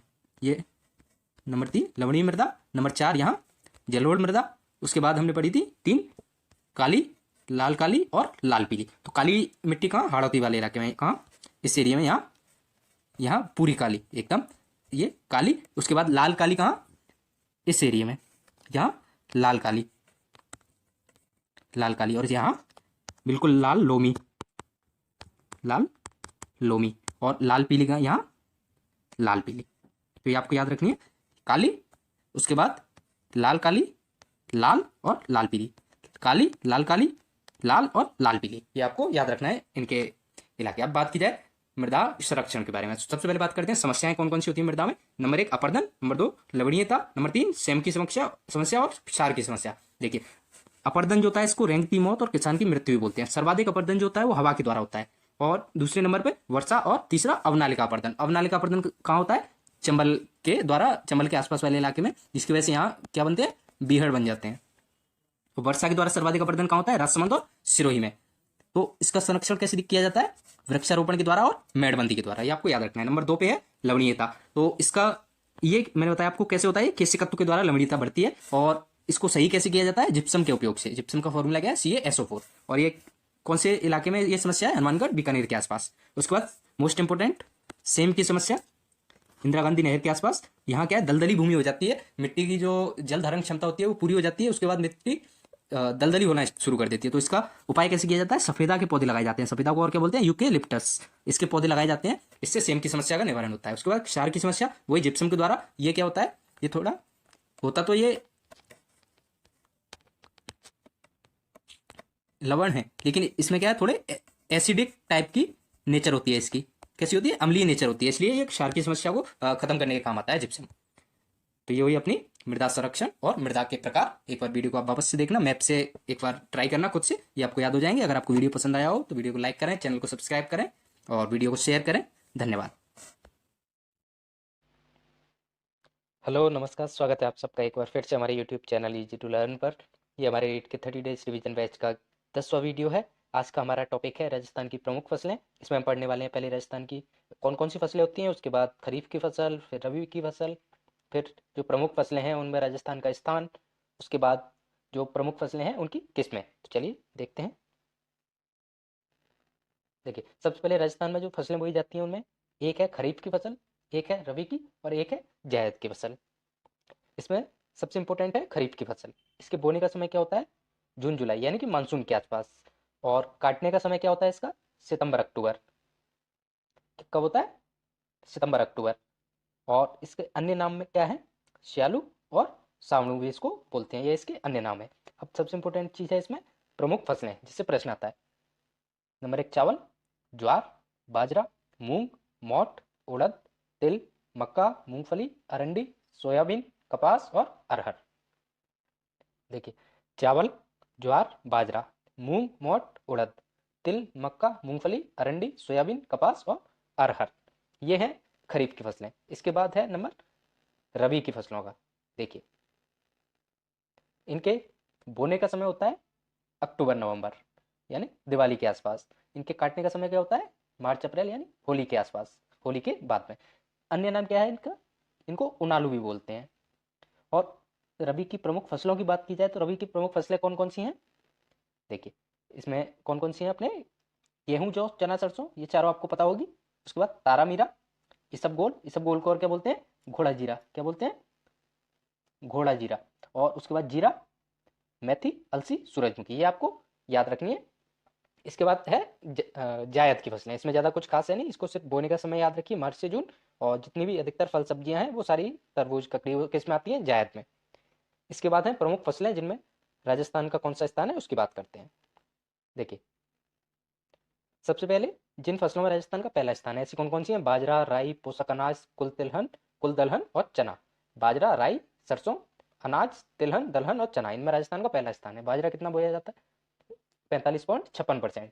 राई और सरसों का उत्पादन राजस्थान में कितना होता है, 46.28%। ये आप नहीं भी याद रखो, बस लगभग लगभग याद रखना कि बाजरा 45%, राई और सरसों 46%, पोषक अनाज 15%, कुल तिलहन 20%, कुल दलहन लगभग 20% और चना 23.44%। बात की जाए मूंगफली की, मूंगफली में राजस्थान का कौन सा स्थान है? दूसरा। सोयाबीन में राजस्थान का कौन सा स्थान है? तीसरा। मक्का में राजस्थान का अब कौन सा स्थान है? पहले हुआ करता था 8वां और अब है 10वां। और गेहूं में राजस्थान का कौन सा स्थान है? पहले कौन सा होता था? चौथा, और अब कौन सा है? 5वां। देखिए, गेहूं में 5, मक्का में 10, मूंगफली 2, सोयाबीन 3 और बाकी सब में पहला स्थान। तो ये हुई अपनी सारी फसलों की बात। इसके बाद है राजस्थान में जो प्रमुख फसलें हैं उनकी किस्में कौन कौन सी हैं। देखिए, इसमें मूंगफली की है चंद्रा, जौ की कौन कौन सी है? ज्योति और राजकिरण, मक्का की और चावल की, ये दोनों याद रखनी है और इनमें कंफ्यूजन भी बहुत होता है। देखिए, मक्का की कौन सी है? माही कंचन, माही धवल, माही वाली मक्का की है, लेकिन एक माही सुगंधा, ये मैंने रेड से इसीलिए लिखा हुआ है, ये जो है ये चावल की है। तो देखिए, मक्का की कौन सी है? माही कंचन, माही धवल और मेधा। माही कंचन, माही धवल, मेधा।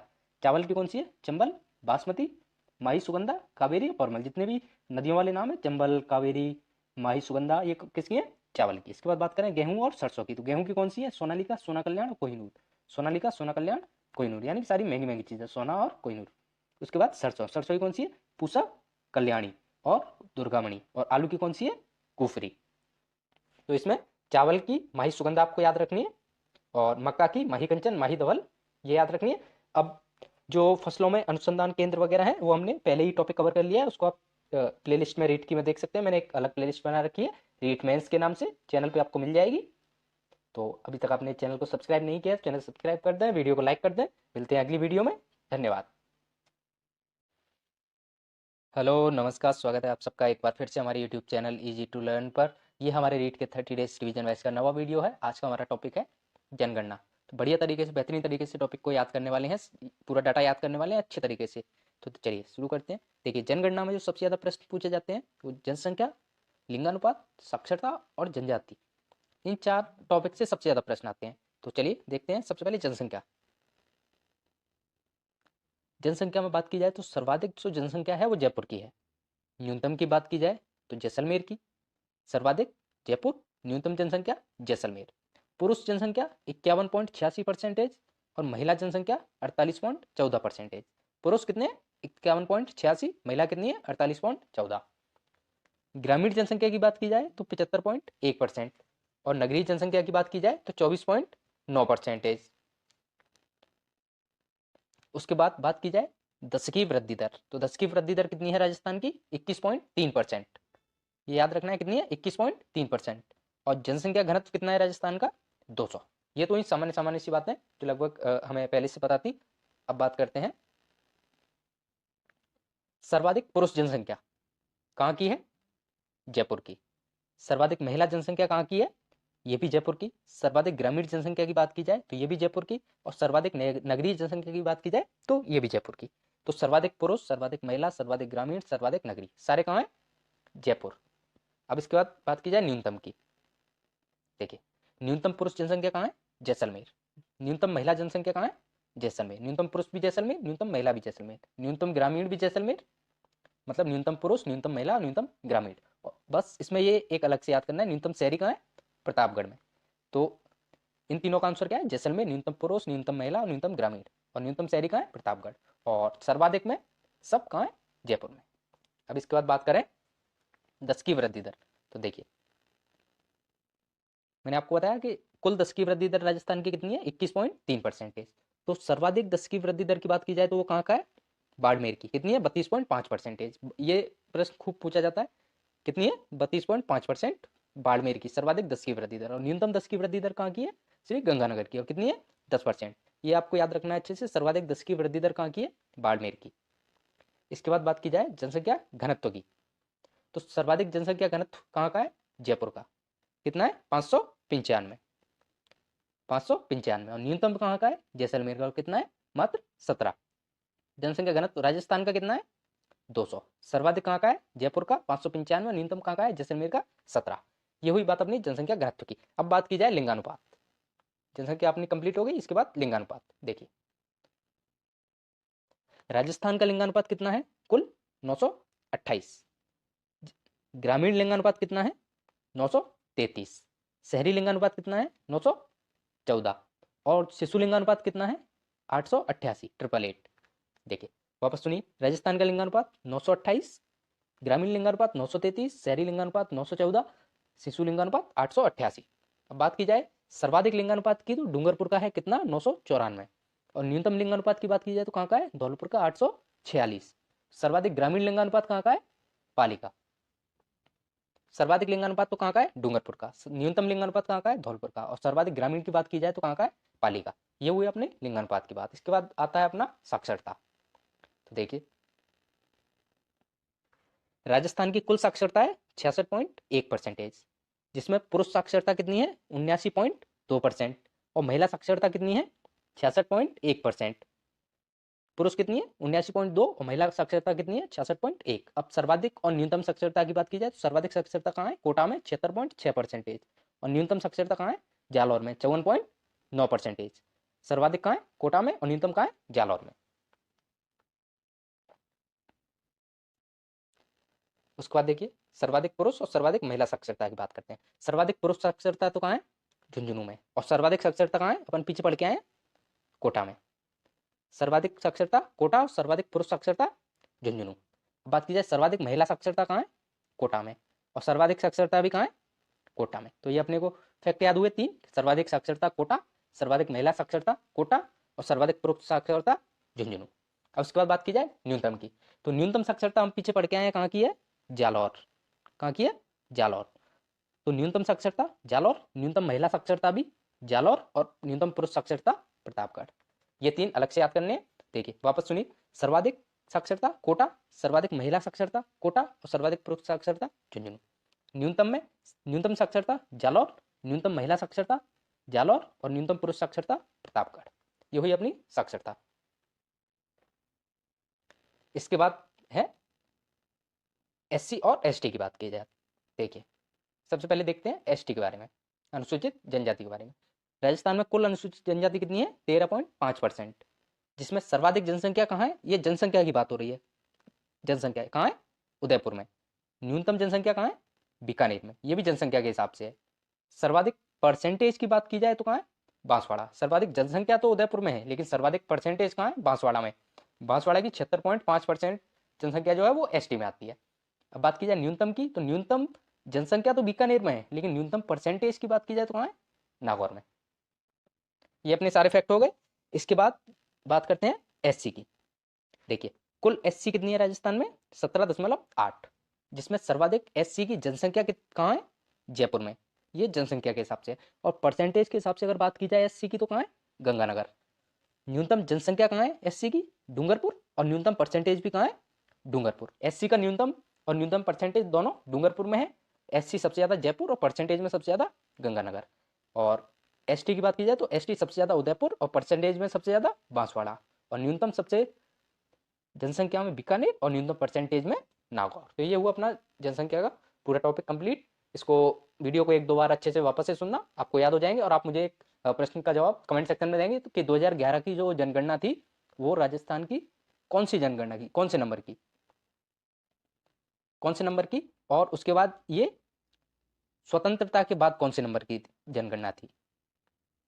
इन दो प्रश्नों का जवाब आप मुझे कमेंट सेक्शन में देंगे। मिलते हैं अगली वीडियो में। अगर आपने चैनल सब्सक्राइब नहीं किया तो चैनल को सब्सक्राइब कर दें और वीडियो को लाइक कर दें। मिलते हैं अगली वीडियो में। Thank you. हेलो नमस्कार, स्वागत है आप सबका एक बार फिर से हमारे YouTube channel easy to learn पर। ये हमारे रीट के 30 डेज रिवीजन बैच का 15वां वीडियो है। आज का हमारा टॉपिक है राजस्थान की जनजातियाँ और जनजातीय क्षेत्र। तो छोटा सा टॉपिक है, जल्दी से कवर करते हैं। सबसे पहले आपको पता होना चाहिए कि इसमें प्रश्न क्या क्या आते हैं। तो प्रमुख जनजातियाँ, उनके नाम और क्षेत्र, उनके जो क्षेत्र हैं, स्थान, जिला, उनका जो पहनावा है, रीति रिवाज है, उनसे प्रश्न आते हैं। उनसे संबंधित जो विशेष शब्द होते हैं उनसे प्रश्न आते हैं। उनके लोक देवी, लोक देवता, लोक नृत्य, लोक संगीत, इनसे प्रश्न आते हैं। लोग मेरे से पूछते हैं कि सर आप ऐसे छोटे नोट्स कैसे बनाएं। तो अगर आपको ये पता होगा कि प्रश्न कहाँ से आते हैं तो आपके नोट्स अपने आप इस तरीके से छोटे होते जाएंगे। तो देखिए सबसे पहले पढ़ेंगे हम सांसी जनजाति के बारे में। इसके बाद इसको सबसे पहले मैंने क्यों रखा है, क्योंकि ये अकेली जनजाति है जो एससी में आती है, बाकी सारी आगे जितनी भी हम पढ़ेंगे वो एसटी में आती हैं। देखिए सांसी जनजाति की सबसे पहले उत्पत्ति के बारे में बात करें तो सांसमल नाम के व्यक्ति से इनकी उत्पत्ति जोड़ी जाती है। इनके क्षेत्र की बात करें सबसे ज़्यादा ये पाए जाते हैं भरतपुर में। संबंधित रीति रिवाजों की बात करें तो इनमें एक रस्म होती है जिसको कुकड़ी बोलते हैं। और कुकड़ी रस्म क्या होती है कि शादी से पूर्व लड़की की चरित्र परीक्षा की जाती है, इसको कुकड़ी बोलते हैं। इनकी दो उपजातियां हैं, बीजा और माला। ये क्वेश्चन प्रीवियस ईयर में आ चुका है। तो इसके बाद देखिए अगली है अपनी कंजर जनजाति। वही सेम, क्षेत्र क्या है इनका, कोटा। इनके देवी देवताओं की बात की जाए तो इनके लोक देवी कौन है, चौथ माता। आप मुझे कमेंट सेक्शन में बताएं कि चौथ माता का मंदिर कहाँ है, इनका मंदिर कहाँ है। अगला देवता की बात की जाए तो ये हनुमान जी की पूजा करते हैं। रीति रिवाजों की बात की जाए तो ये इनमें एक शब्द प्रचलन में है, पाती मांगना। पाती मांगना क्या होता है कि चोरी करने से पूर्व ये भगवान की अनुमति मांगते हैं, जिसको पाती मांगना बोलते हैं। इनमें वस्त्रों की बात की जाए तो एक खूसनी नाम का वस्त्र प्रचलित है, जो महिलाओं के कमर का वस्त्र होता है। ये होगी अपनी। इसके बाद है अपनी कथौड़ी जनजाति। ये मूलतः, ये याद रखना, ये मूलतः महाराष्ट्र की है। कहाँ के हैं, महाराष्ट्र के। क्षेत्र कौन सा है इनका, अब राजस्थान में कहाँ पाए जाते हैं, उदयपुर। इनके मुखिया को नायक कहते हैं। कथौड़ी जनजाति का मुखिया क्या कहलाता है, नायक। इनका नृत्य है कौन कौन से, मावलिया और होली। ज़्यादा जो भील, मीणा, गरासिया, बाकी जो जनजातियाँ हैं उनके नृत्य अभी इस वीडियो में नहीं कर पाऊंगा, क्योंकि अलग से लोक नृत्य आपके एक टॉपिक है, तो उसमें अच्छे से कंप्लीट नृत्य कवर करेंगे। इसमें केवल जो इंपॉर्टेंट हैं, जिनसे प्रश्न आते हैं, उन्हीं के बारे में बात करेंगे। तो देखिए इनमें शब्द जो अन्य प्रचलन में है, फड़का। फड़का किसको बोलते हैं, महिलाओं की साड़ी। ये सीधा प्रश्न आते हैं कि फड़का क्या है, तो ऑप्शन में होगा क्या, कथौड़ी जनजाति की महिलाओं की साड़ी या महिलाओं की साड़ी ओनली। तो आपको बस इतना याद रखना है कि फड़का क्या होता है, इस महिलाओं की साड़ी। खोलरा जो होता है, खोलरा कैसे कहते हैं, इनके घर जो होते हैं वो खोलरा कहलाते हैं। ये आपको याद रखना है। तो दो शब्द कथौड़ी जनजाति से आपको याद रखने क्या, महिलाओं की साड़ी फड़का, खोलरा क्या होता है, घर। और एक चीज़ और इनसे याद रखनी है कि ये कत्था बनाने का काम करते हैं, कत्था, इसलिए इनको कथौड़ी कहा जाता है। अगली अपनी डामोर। डामोर आप डा से डूंगरपुर याद रख सकते हैं, डूंगरपुर। और स्पेशली बात की जाए तो डूंगरपुर की सीमलवाड़ा तहसील में। इनका मुखिया क्या कहलाता है, मुखी। इनके दो मेले फेमस है, एक रेवाड़ी मेला, ये कहाँ लगता है, डूंगरपुर में। और छेला बाबूजी का मेला, ये कहाँ लगता है, पंचमहल, गुजरात में। ये हो गई अपनी डामोर जनजाति। इसके बाद है मीणा जनजाति। इनके बारे में अच्छे से पढ़ेंगे। देखिए एक तो ये सबसे बड़ी जनजाति है। इनका क्षेत्र जयपुर के आसपास सबसे ज़्यादा मीणा पाए जाते हैं। आराध्य देव की बात की जाए तो भूरिया बाबा। मुखिया इनका जो होता है वो क्या कहलाता है, पटेल। और पिछला हमने पढ़ा क्या, डामोर जनजाति का, इनका मुखिया क्या कहलाता है, मुखी। मीणा जनजाति का मुखिया क्या कहलाता है, पटेल। पवित्र स्थान इनके हैं कौन सा, रामेश्वरम। ये कहाँ है, सवाई माधोपुर में। इनकी आराध्य देवी कौन सी है, जीण माता। और आराध्य देव कौन से हैं, भूरिया बाबा। अब इनमें कुछ शब्द प्रचलन में है, जैसे कि नाता। ये क्या होती है, ये एक प्रथा होती है, इसको अपन आगे पढ़ेंगे दूसरी जनजाति में विस्तार से। गोटन क्या होता है, मित्रों के समूह को क्या बोलते हैं, गोटन। ये आपको याद रखना है। ओवरी किसको कहते हैं, अनाज रखने का पात्र। ये पहले आ चुका है एग्जाम में, इसको अच्छे से याद रखना। ओवरी क्या होता है, अनाज रखने का पात्र। 84 किसे बोलते हैं, जो 84 गाँव का समूह होता है, सबसे बड़ी जो पंचायत होती है इनकी, 84 गाँव का समूह, उसको 84 बोलते हैं। मीणाओं का जो उत्पत्ति है वो विष्णु भगवान का जो मत्स्य अवतार है, मीन अवतार, उससे मानी जाती है। मुनि मगन सागर, इनके बारे में हम पढ़ के आए हैं कहाँ, जब हमने जनजातीय आंदोलन पढ़े थे। तो मुनि मगन सागर के बारे में, मुनि मगन सागर ने किसकी, मीणा पुराण की रचना की थी, और उसमें इनके 5200 गोत्र बताए थे। मीणाओं का प्रयाग रामेश्वरम कहलाता है, रामेश्वरम इनका मीणा प्रयाग कहलाता है। और ये कहाँ है, सवाई माधोपुर में। ये हुई मीणा जनजाति की बात। इसके बाद भील जनजाति, सबसे ज़्यादा प्रश्न नीचे आते हैं। इनका क्षेत्र कौन सा है, उदयपुर। इनका मुखिया क्या कहलाता है, गमैती। देखिए मीणाओं का मुखिया क्या कहलाता है, पटेल। और भीलों का मुखिया क्या कहलाता है, गमैती। ये आपको याद रखनी है, कंफ्यूज नहीं होना। इनकी लोक देवी कौन सी है, भराड़ी देवी। लोकगीत कौन से हैं, हमसीडो और सुवटियो। हमसीडो और सुवटियो। हमसीडो ये युगल गीत है, यानी कि कपल गीत। ये आपको याद रखना है। कुल देवता है इनके टोटम देव। भीलों के कौन से हैं, टोटम देव। और मीणाओं के कौन से हैं, भूरिया बाबा। ये आपको याद रखने हैं। इसके बाद भीलों से जुड़े हुए जो शब्द हैं उनके बारे में बात करें। देखिए फालू क्या कहलाता है, इनसे बहुत प्रश्न आए हैं, आप पहले भी आए हैं और आगे भी आएंगे। देखिए फालू क्या कहलाता है, कमर का अंगोछा। कच्छाबू ये आपको याद रखना है, मोस्ट इंपोर्टेंट, क्या कहलाता है, घाघरा। पीरिया ये ऐसे याद हो जाएगा, पीले रंग का जो घाघरा होता है उसको पीरिया बोलते हैं। फेंटा क्या होता है, पगड़ी को बोलते हैं, लेकिन लाल और केसरिया पगड़ी। और पोतिया क्या होता है, ये सफ़ेद पगड़ी को बोलते हैं। ये इंपॉर्टेंट है, ये आपको याद रखनी है। खायतू क्या होता है, ये कमरबंद होता है। सिंदूरी क्या होता है, जो शादी पर लाल साड़ी दी जाती है। ये मोस्ट इंपोर्टेंट इनमें दैपाड़ा, ये बहुत बार आया है। ये जो भीलों की जो तंग धोती होती है, तंग यानी टाइट जो धोती होती है, उसको बोलते हैं दैपाड़ा। इनमें आपको दो याद रखने हैं, दैपाड़ा और कच्छाबू। ये बहुत बार एग्जाम में आ चुके हैं। उसके बाद कुछ रीति रिवाज, मेले, प्रथाएं वगैरह प्रचलन में इनमें। देखिए नाता, मैंने बताया था ना, जो पीछे अपन पढ़ के आए थे, नाता प्रथा, वो क्या होता है कि पति को छोड़कर किसी दूसरे व्यक्ति से जब महिला शादी करती है तो उसको बोलते हैं नाता। उसके बाद अगला क्या है, छेड़ा फाड़ना। पति जब तलाक देता है तो महिला की साड़ी का हल्का सा टुकड़ा फाड़ के देता है, उसको बोलते हैं तलाक देना, है ना, छेड़ा फाड़ना। झगड़ा राशि क्या होती है? जब नाता में जब महिला किसी दूसरे पति से शादी कर दूसरे व्यक्ति से शादी करती है तो वो व्यक्ति पहले वाले को क्या देता है? पत्नी के बदले राशि देता है, तो उसको बोलते हैं झगड़ा राशि। और ऋषभदेव केसरिया नाथ जी हैं जो भील जो होते हैं वो इनकी झूठी कसम नहीं खाते हैं, और इनका मेला कहाँ लगता है? धुलेब, और ये कहाँ है? उदयपुर में। ये आपको याद रखना है। देखिए भीलों के गांव पाल कहलाते हैं, इनका मुखिया गमैती कहलाता है, और भीलों के घर टापरा कहलाते हैं। ये इंपॉर्टेंट है, ये 3-4 एग्जाम में पहले भी आ चुका है और मोस्ट इंपॉर्टेंट है। भीलों के घर क्या कहलाते हैं? टापरा, और इसको कू भी बोलते हैं, कू। भीलों के घर टापरा और कू। तो इसमें मैं आपको बता देता हूँ, इसमें इंपॉर्टेंट जो है आपको टापरा याद रखना है, देपाड़ा याद रखना है, कच्छाबू याद रखना है, ये सारे याद रखने हैं, नाता छेड़ा फाड़ना, और ये ऋषभदेव जी का मेला ये याद रखने हैं आपको, और हमसीड़ो ये आपको याद रखना है। एग्जाम में सीधे सीधे प्रश्न आते हैं कि हमसीड़ो क्या है, या फिर प्रश्न आएगा कि कच्छाबू क्या है, तो उसमें आ जाएगा ऑप्शन में महिला का आभूषण, या फिर ऐसे 3-4 ऑप्शन आएंगे, तो आपको ऐसे याद रखने हैं। ये शब्द इन्हीं से प्रश्न आते हैं जनजातियों में। उसके बाद अगली है अपनी सहरिया और गरासिया। देखिए सहरिया जनजाति कहाँ पाई जाती है? ये इनका क्षेत्र है बारा, और स्पेशली आपसे वैसे पूछे बारा की जगह, बारा ऑप्शन में नहीं हो तो शाहबाद ऑप्शन में होगा ना, शाहबाद बारा, ये बारा में ही है, तो ये आपको याद रखना है। इनके जो पवित्र स्थान है वो कौन कौन से हैं? सीताकुंड, लक्ष्मण कुंड और सूरज कुंड, ये आपको याद रखनी है, ये 3। इनके गांव क्या कहलाते हैं? सहरियाओं के सहरौल। इनके घर क्या कहलाते हैं? बंगला। और गोपना क्या होता है? जो पेड़ के ऊपर घर बनाए जाते हैं उसको क्या बोलते हैं? गोपना। पेड़ के ऊपर के जो घर होते हैं वो क्या कहलाते हैं? गोपना। उसके बाद जो शब्द प्रचलन में है इनमें, सहराना क्या होता है? सहरियाओं की बस्ती, और गांव क्या होता है? सहरौल। इनका मुखिया क्या कहलाता है? कोतवाल। अब देखिए मीणाओं का मुखिया क्या होता है? पटेल। भीलों का मुखिया क्या होता है? गमैती। और सहरियाओं का मुखिया क्या होता है? कोतवाल। ये आपको तीनों याद रखने हैं, इंपॉर्टेंट है। भडेरी क्या होता है? अनाज रखने की जो कोठरी होती है उसको क्या बोलते हैं? भडेरी। ऐसा ही एक शब्द हम पीछे पढ़ के आए हैं मीणाओं में, भीलों में, वो क्या होता है? वो ओवरी। वो भी आपको याद रखना है, ओवरी। और उसको सहरियाओं में क्या बोलते हैं? भडेरी। अब इसके बाद है अपनी ये, इसमें लोक देवता कौन से हैं इनके? तेजा जी की पूजा करते हैं ये। लोक देवी कौन सी है? कोडिया देवी। और मेला इनका कौन सा है? सीताबाड़ी का मेला। ये आपको याद रखने हैं। इनके आप अच्छे से नोट्स बनाना, अलग अलग, आपको अच्छे से याद हो जाएंगे। उसके बाद अगली अपनी गरासिया जनजाति। देखिए इनका क्षेत्र कौन सा है? सिरोही और पिंडवाड़ा। ये आपको याद रखना है। इसमें बहुत सी बात सिरोही कम ऑप्शन में होता है और पिंडवाड़ा ये ज़्यादा ऑप्शन में होता है। पवित्र झील कौन सी है इनकी? नक्की झील। पवित्र स्थान है इनका नक्की झील। ये इसमें अपनी अस्थियां विसर्जन करते हैं, तो ये आपको याद रखनी है। इनके गाँव क्या कहलाते हैं? फालिया। और इनका घर क्या कहलाता है? घेर। घेर है ना। आपको वापस याद करो कि जो कू या टापरा जो है वो किसके घर कहलाते हैं? भीलों के। भीलों के घर क्या कहलाते हैं? कू या टापरा। ये आपको याद रखने हैं। वालर जो है वो एक वाद्य यंत्र है, ये हम वाद्य यंत्रों में पढ़ेंगे। कौन सा है? वालर। ये किससे संबंधित है? गरासियाओं से। इसके बाद जो इनमें शब्द प्रचलन में कौन कौन से? कांगिया किसको बोलते हैं? जो मृत्यु भोज होता है उसको। घेंटी बोलते हैं चक्की को। गोपना ये इंपॉर्टेंट है, ये अतिथि गृह को बोलते हैं, गेस्ट हाउस। हेलरू ये मोस्ट इंपॉर्टेंट इनमें अगर कोई है तो वो क्या है? हेलरू। ये शायद वीडियो वाले एग्जाम में भी आ चुका है। हेलरू ये क्या है? एक सामाजिक संस्था है जो गरासिया होते हैं उनके विकास के लिए कार्य करती है, उसको क्या बोलते हैं? हेलरू। इसको इंपॉर्टेंट रखिएगा।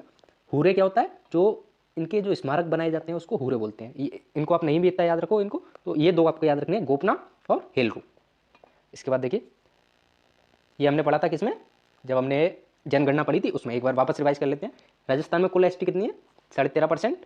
सर्वाधिक जनसंख्या कहाँ है? उदयपुर में। न्यूनतम जनसंख्या कहाँ है?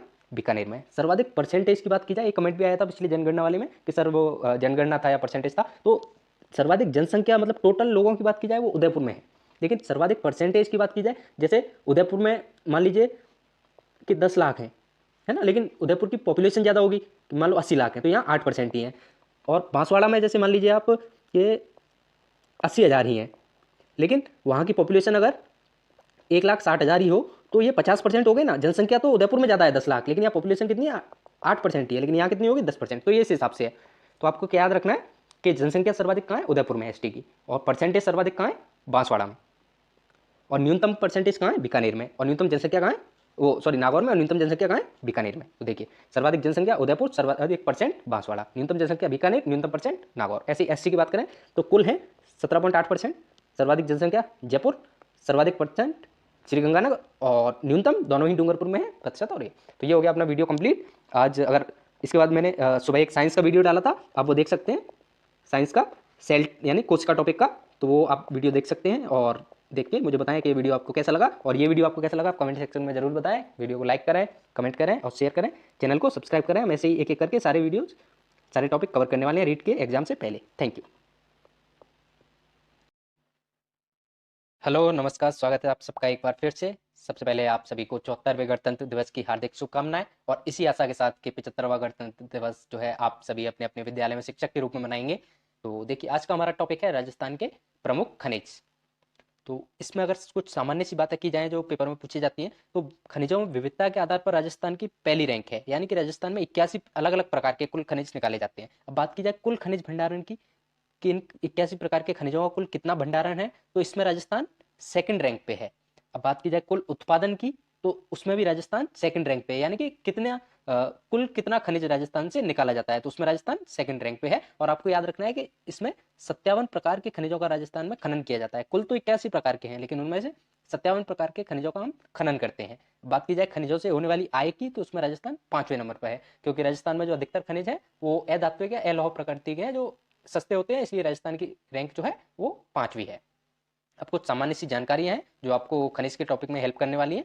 तो देखिए, राजस्थान में जो खनिज चट्टान है वो 3 तरह की हैं। नंबर 1 अवसादी, जो पश्चिमी राजस्थान में पाई जाती है। अवसादी चट्टानों में क्या होता है, इनमें अधिकतर कोयला और पेट्रोलियम या फिर जो प्राकृतिक गैस है वो अवसादी चट्टानों से निकाला जाता है। इसलिए जो कोयला, प्राकृतिक गैस और पेट्रोलियम के जो अधिकतर कुएं या खाने आपको मिलेंगे वो पश्चिमी राजस्थान में मिलेंगे, क्योंकि ये अवसादी प्रकार की चट्टानों से निकाला जाता है। और पश्चिमी राजस्थान जो अधिकतर क्षेत्र है वो 33 सागर का अवशेष है, और उसमें अवसाद बहुत मात्रा में मिलते हैं, तो इसलिए कोयला, पेट्रोलियम और प्राकृतिक गैस अधिकतर पश्चिमी राजस्थान में आपको देखने को मिलता है। उसके बाद धारवाड़ क्रम की जो चट्टानें होती हैं वो मध्य अरावली के आसपास का क्षेत्र है। यहीं से ज्यादातर जो खनिज है वो अधिकतर मात्रा में लौह खनिज जो है वो यहीं से निकाला जाता है, या धात्विक खनिज की बात की जाए वो यहीं इसी एरिया से निकाला जाता है। विंध्यन चट्टानें जो है पूर्वी राजस्थान और दक्षिणी पूर्वी राजस्थान का हिस्सा है, और इसमें आपको अधिकतर जो पथरीला इलाका है, पत्थर जो है वो देखने को मिलेगा। तो देखिए, ये आगे कैसे काम आएगा हमें, उसके बारे में आगे बात करेंगे। पहले बात करते हैं खनिजों के प्रकार की। तो देखिए, खनिज जो होते हैं वो 2 प्रकार के होते हैं, एक धात्विक, दूसरा अधात्विक। अधात्विक में बात की जाए तो आपको 2-3 नाम याद रखने हैं, अभ्रक, जिप्सम, क्ले मिट्टी को बोलते हैं। तो ये अधात्विक खनिजों के प्रकार हैं। अब जो धात्विक खनिज है ये भी 2 प्रकार के होते हैं, जिनमें लोहे के अंश पाए जाते हैं वो लौह खनिज, जिनमें लोहे के अंश नहीं पाए जाते वो अलोह खनिज। लौह खनिज की बात की जाए तो लोहा, मैग्नीज, निकल, कोबाल्ट, टंगस्टन, टाइटेनियम और क्रोमाइट। इसकी आपको ट्रिक पता होगी, K2LmNT2, यानी कि के आपको 2 बार लिखना है, K2LmNT2, यानी टी भी 2 बार लिखना है। देखिए, कोबाल्ट, क्रोमाइट, लोहा, मैग्नीज, निकल, टाइटेनियम और टंगस्टन, ये आपको याद रखना है। देखिए, अब बात की जाती है अलोह खनिज की। तो अलोह खनिज में अगर देखा जाए तो मुख्यतः क्या क्या है, सोना, चांदी, सीसा, मैग्नीशियम, टिन, तांबा, प्लेटिनम और पारा। मैग्नीशियम आपको याद रखना है, ये अलोह खनिज है, और मैग्नीज जो है ये लौह खनिज है, इनमें कंफ्यूज नहीं होना है। अब इसके बाद है खनिज नीतियां राजस्थान की। तो सबसे पहली जो खनिज नीति थी वो 1978 में, ये आपको याद रखनी है। उसके बाद 1991 में दूसरी खनिज नीति, तीसरी खनिज नीति 1994, चौथी खनिज नीति 2011, और जो लेटेस्ट 4 जून 2015 को ये वर्तमान में जो खनिज नीति है 4 जून 2015 खनिज नीतियां आपको याद रखनी है। अब इसके बाद देखिए, खनिजों की जो खनन क्षेत्र है उनके बारे में बात करने से पहले थोड़ी सी बात करते हैं। कि मैंने आपको बताया कि ये जो एरिया है यहाँ अवसादी चट्टानें पाई जाती हैं इस एरिया में, क्योंकि ये 33 सागर का हिस्सा था। तो जितनी भी आपको कोयला या फिर बात की जाए पेट्रोलियम या फिर प्राकृतिक गैस, ये खनिज आपको इसी एरिया से मिलेंगे, ज्यादातर इसी एरिया में। अब उसके बाद दूसरी थी धारवाड़ क्रम की चट्टान है, वो आपको यहाँ अरावली के जो आसपास का क्षेत्र है, तो आपको जितना भी धात्विक खनिज है वो इसी एरिया में ज्यादातर देखने को मिलेगा। हो सकता है 1-2 खाना कहीं यहाँ यहाँ या ऊपर हल्के फुल्के आपको मिल जाए, लेकिन अधिकतर यही देखने को मिलेगा आपको।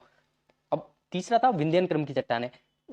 जो विंध्य जो है, विंध्य पर्वतमाला, वो एमपी में है, लेकिन ये जो एरिया है यहाँ तक उसका थोड़ा बहुत विस्तार है। तो आपको ये जो एरिया है बिल्कुल पथरीला एरिया देखने को मिलेगा, जिसमें धौलपुर, करौली, यहाँ का आपने सुना होगा कि लाल पत्थर फेमस है। वो इसलिए क्योंकि ये विंध्यन कगार जो है उसी का हिस्सा है।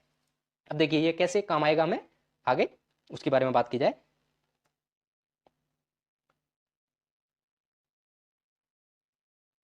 तो देखिए, सबसे पहले जो ये अरावली वाला एरिया है, इसमें जो ऊपर वाला जो एरिया है ये लोहे के अयस्क के लिए फेमस है। लोहे के जितने भी अयस्क हैं वो लगभग आपको यहीं मिलेंगे। एक दो खान उदयपुर या चित्तौड़ के आसपास हैं, लेकिन उसके अलावा जितनी भी खाने हैं इसकी वो यहीं लोहा अयस्क की इसी एरिया में देखने को मिलेंगे। उसके बाद थोड़ा सा नीचे आएंगे तो यहाँ आपको इस एरिया में पूरा तांबा देखने को मिलेगा। क्या? तांबा।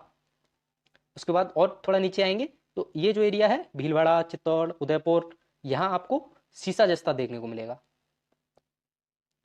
सीसा जस्ते की जितनी भी खाने होंगे वो इसी एरिया में आपको मिलेंगे। उसके बाद थोड़ा सा नीचे आएंगे तो यहाँ चांदी और डूंगरपुर, बांसवाड़ा, इस एरिया में आपको सोना।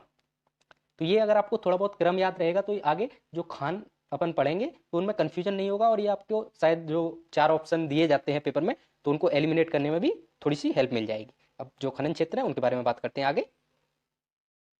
देखिए, जैसा मैंने आपको बताया कि जैसे ये अरावली है, ये अगर अरावली है तो जो ये एरिया यहाँ लोहा, फिर तांबा, फिर सीसा जस्ता, चांदी और सोना, ऐसे आप थोड़ा बहुत अंदाजा लगा सकते हैं। देखिए, सबसे पहले अपना लौह अयस्क और सीसा जस्ता, जिनमें सबसे ज़्यादा कन्फ्यूजन होता है, जिनकी खाने लगभग एक जैसी आपको देखने को मिलती हैं।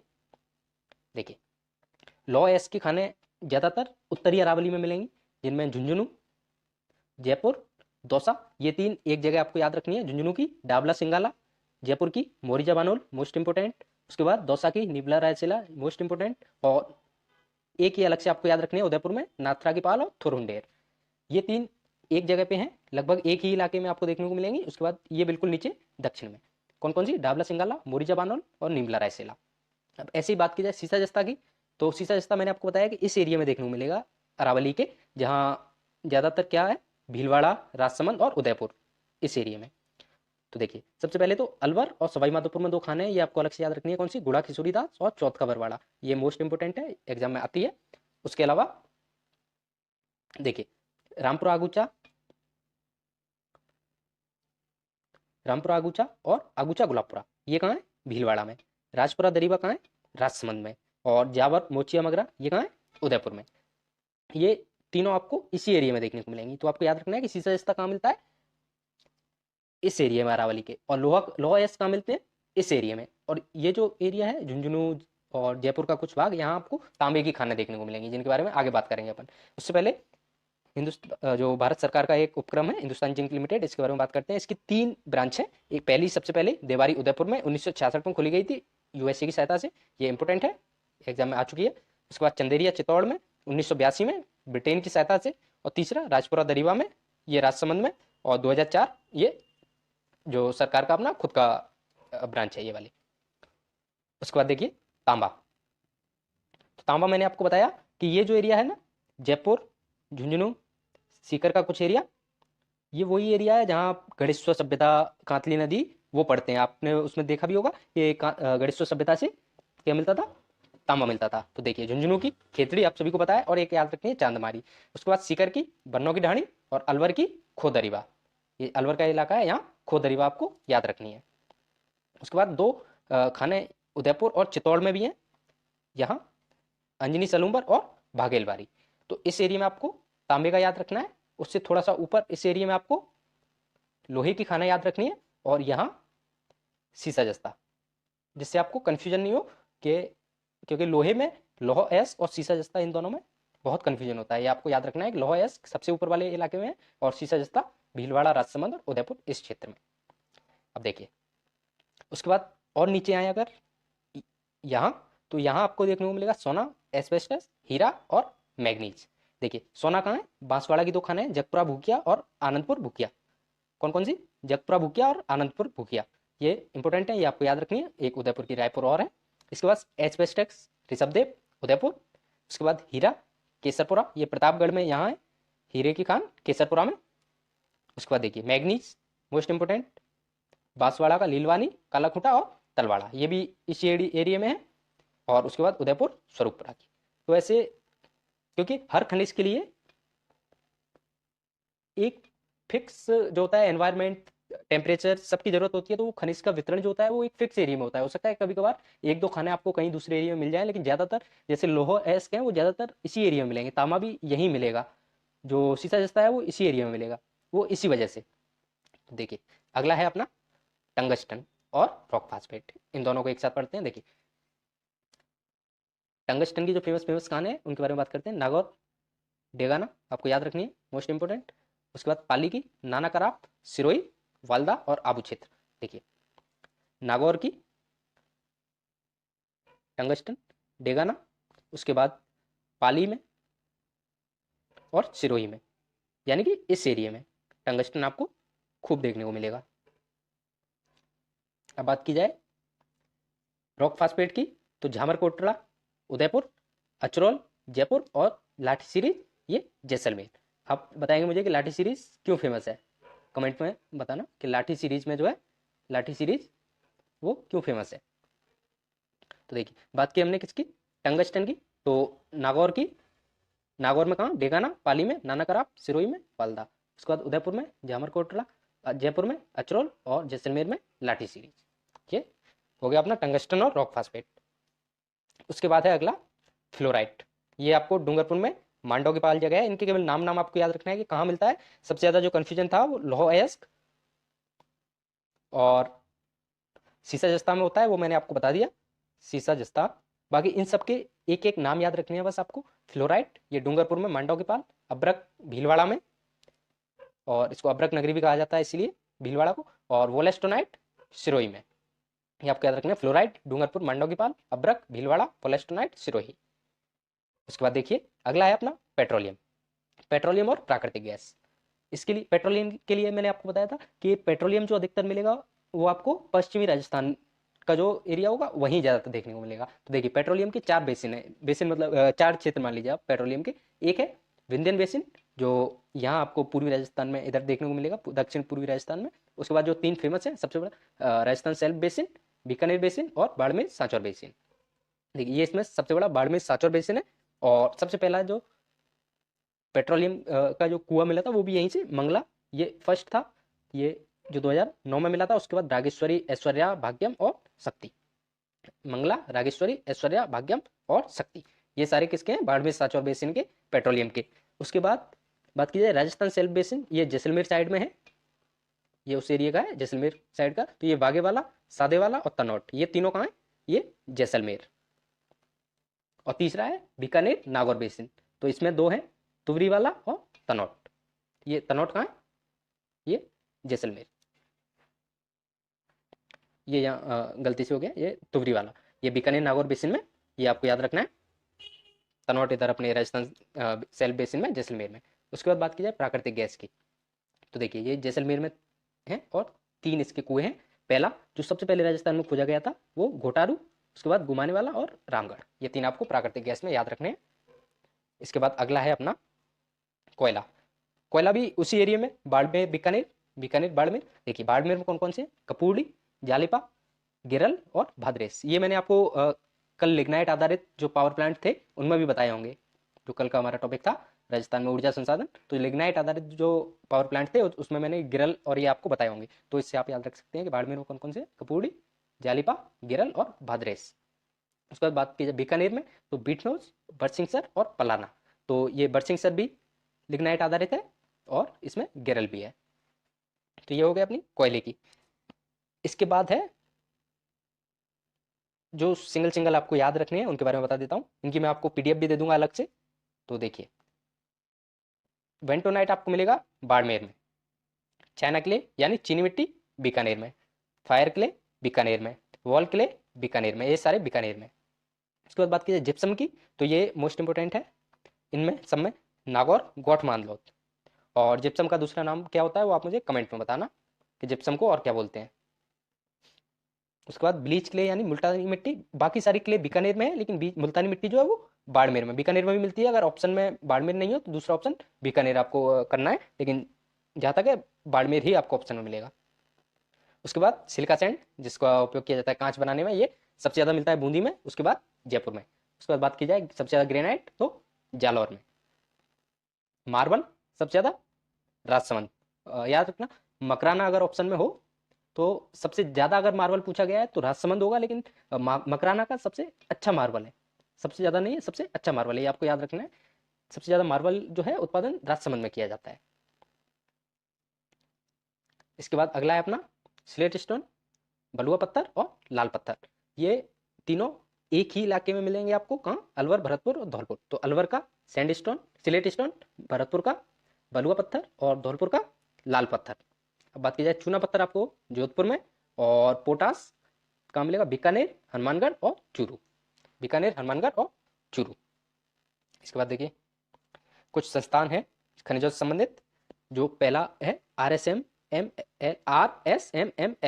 ये 1974 में उदयपुर में स्थापित किया गया था। उसके बाद हिंदुस्तान जिंक लिमिटेड, इसके बारे में हम पढ़ चुके हैं। इसके तीनों ब्रांच के बारे में हम पढ़ चुके हैं पीछे जब जिंक पढ़ रहे थे उस समय। तो ये आपको याद रखना है 1966 में। उसके बाद हिंदुस्तान कॉपर लिमिटेड, ये आपको याद रखना है क्या है? हिंदुस्तान कॉपर लिमिटेड है।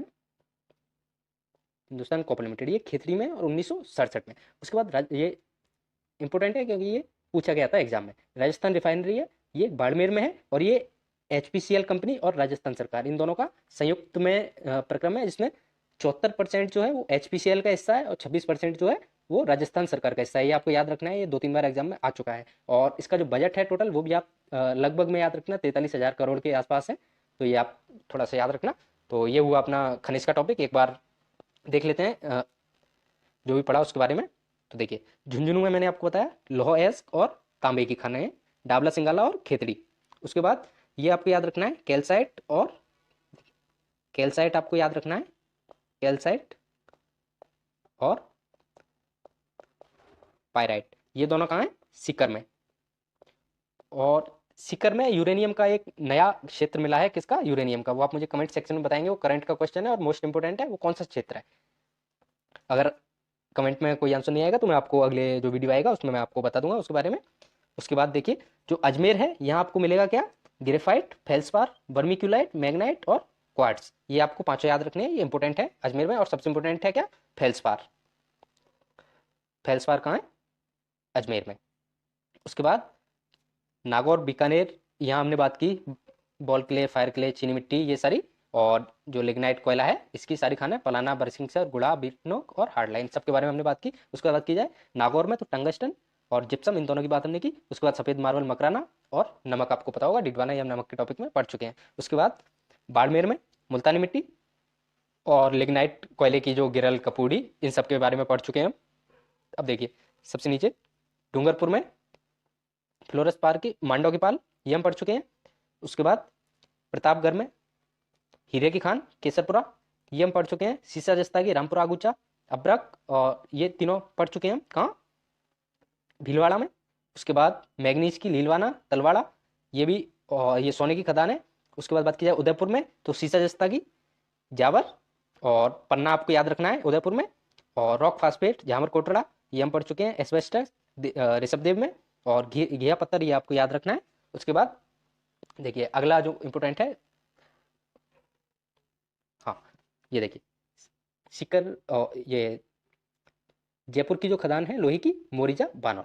तो ये इतनी आपको याद रखनी है। इंपोर्टेंट इंपोर्टेंट जो भी थी मैंने आपको बता दी। इसके बाद जो भी जैसे मार्बल के प्रकार हैं, ग्रेनाइट के जो है, वो मैं आपको PDF में दे दूंगा। तो एक बार आप वहाँ से रीडिंग कर लेना कि हरा मार्बल, सफ़ेद मार्बल, काला मार्बल, वो सब, वो आप एक बार रीडिंग कर लेना। जो इंपोर्टेंट इंपोर्टेंट था वो मैंने आपको बता दिया। तो मिलते हैं अगले वीडियो में, धन्यवाद।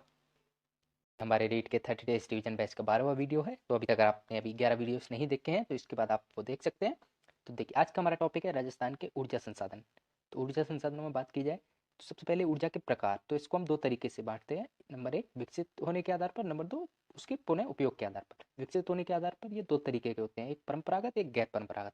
परंपरागत स्रोत ऐसे होते हैं जिनकी क्षमता का प्रयोग करना पूरी तरीके से सीख चुके हैं या जो पूरी तरीके से विकसित हो चुके हैं। और गैर परंपरागत जो भी विकसित होना बाकी है, जिनकी प्रक्रिया चल रही है। तो देखिए परंपरागत में एक है थर्मल, दूसरा है गैस और तीसरा है जल विद्युत। गैर परंपरागत की बात की जाए तो सौर ऊर्जा, पवन ऊर्जा, बायोमास, परमाणु ऊर्जा। अब बात की जाए इसके पुनः उपयोग के आधार पर, यानी कि नवीकरणीय, जिनको रिसाइकल करके वापस यूज किया जा सकता है। जैसे कि सौर ऊर्जा कभी खत्म नहीं होगी, उसको वापस प्रयोग किया जा सकता है। बायोमास, पवन और जल विद्युत। लेकिन कुछ ऐसे होते हैं जिनका वापस प्रयोग नहीं किया जा सकता है, एक बार करने के बाद फिर उसका पुनः उपयोग नहीं होता है, जैसे कि थर्मल पावर, गैस और परमाणु ऊर्जा। तो जो आपके सिलेबस में है हम पढ़ेंगे परंपरागत और गैर परंपरागत स्रोत। तो देखिए इसमें नंबर 1 है सौर ऊर्जा। इसमें प्रश्न कहाँ से आते हैं? नंबर 1 इसकी नीतियाँ, नंबर 2 कुल उत्पादन, नंबर 3 उत्पादन, और नंबर 4 इसके प्रमुख जो पार्क हैं या जो भी प्रोजेक्ट हैं उनके बारे में। तो देखिए बात करते हैं। पहली सौर ऊर्जा नीति कब आई थी? 2011 में। दूसरी सौर ऊर्जा नीति कब आई थी? 2014 में। तीसरी नीति कब आई थी? 2019 में, 18 दिसंबर 2019। ये आपको याद रखनी है। बात की जाए कुल उत्पादन की राजस्थान में, तो कितना है? 10 गीगावाट। ये बिल्कुल लेटेस्ट डाटा है। कहीं कहीं आपको 9000 कुछ डाटा मिलेगा, लेकिन वो पुराना है। अब राजस्थान में 10 गीगावाट कुल उत्पादन होने लग गया है, और इसमें राजस्थान की पहली रैंक है। राजस्थान में कुल सौर दिवस कितने हैं जिनमें सौर ऊर्जा की संभावना होती है? 325। और कुल सौर क्षमता कितनी है? 142 गीगावाट, जिसमें से राजस्थान 10 गीगावाट का उत्पादन कर रहा है। अब बात की जाए कुछ इंपॉर्टेंट पॉइंट्स की, तो राष्ट्रीय सोलर मिशन के तहत पहला सोलर पार्क कहाँ है? भड़ला, जोधपुर में। ये आपको याद रखना है। ये राजस्थान का पहला सोलर पार्क है, लेकिन ये किसका है? केंद्र सरकार का। अब बात की जाए राज्य सरकार की, तो राज्य सरकार का कहाँ है? नोक, जैसलमेर में। और निजी क्षेत्र का कहाँ है? खीवसर, नागौर में। ये तीनों आपको याद रखने हैं। इसके बाद कुछ इंपॉर्टेंट सोलर पार्क हैं, उनके बारे में और बात करते हैं। देखिए पहला है धुनिया। ये कहाँ है? जोधपुर में। मथानिया कहाँ है? जोधपुर में। नांदिया कहाँ है?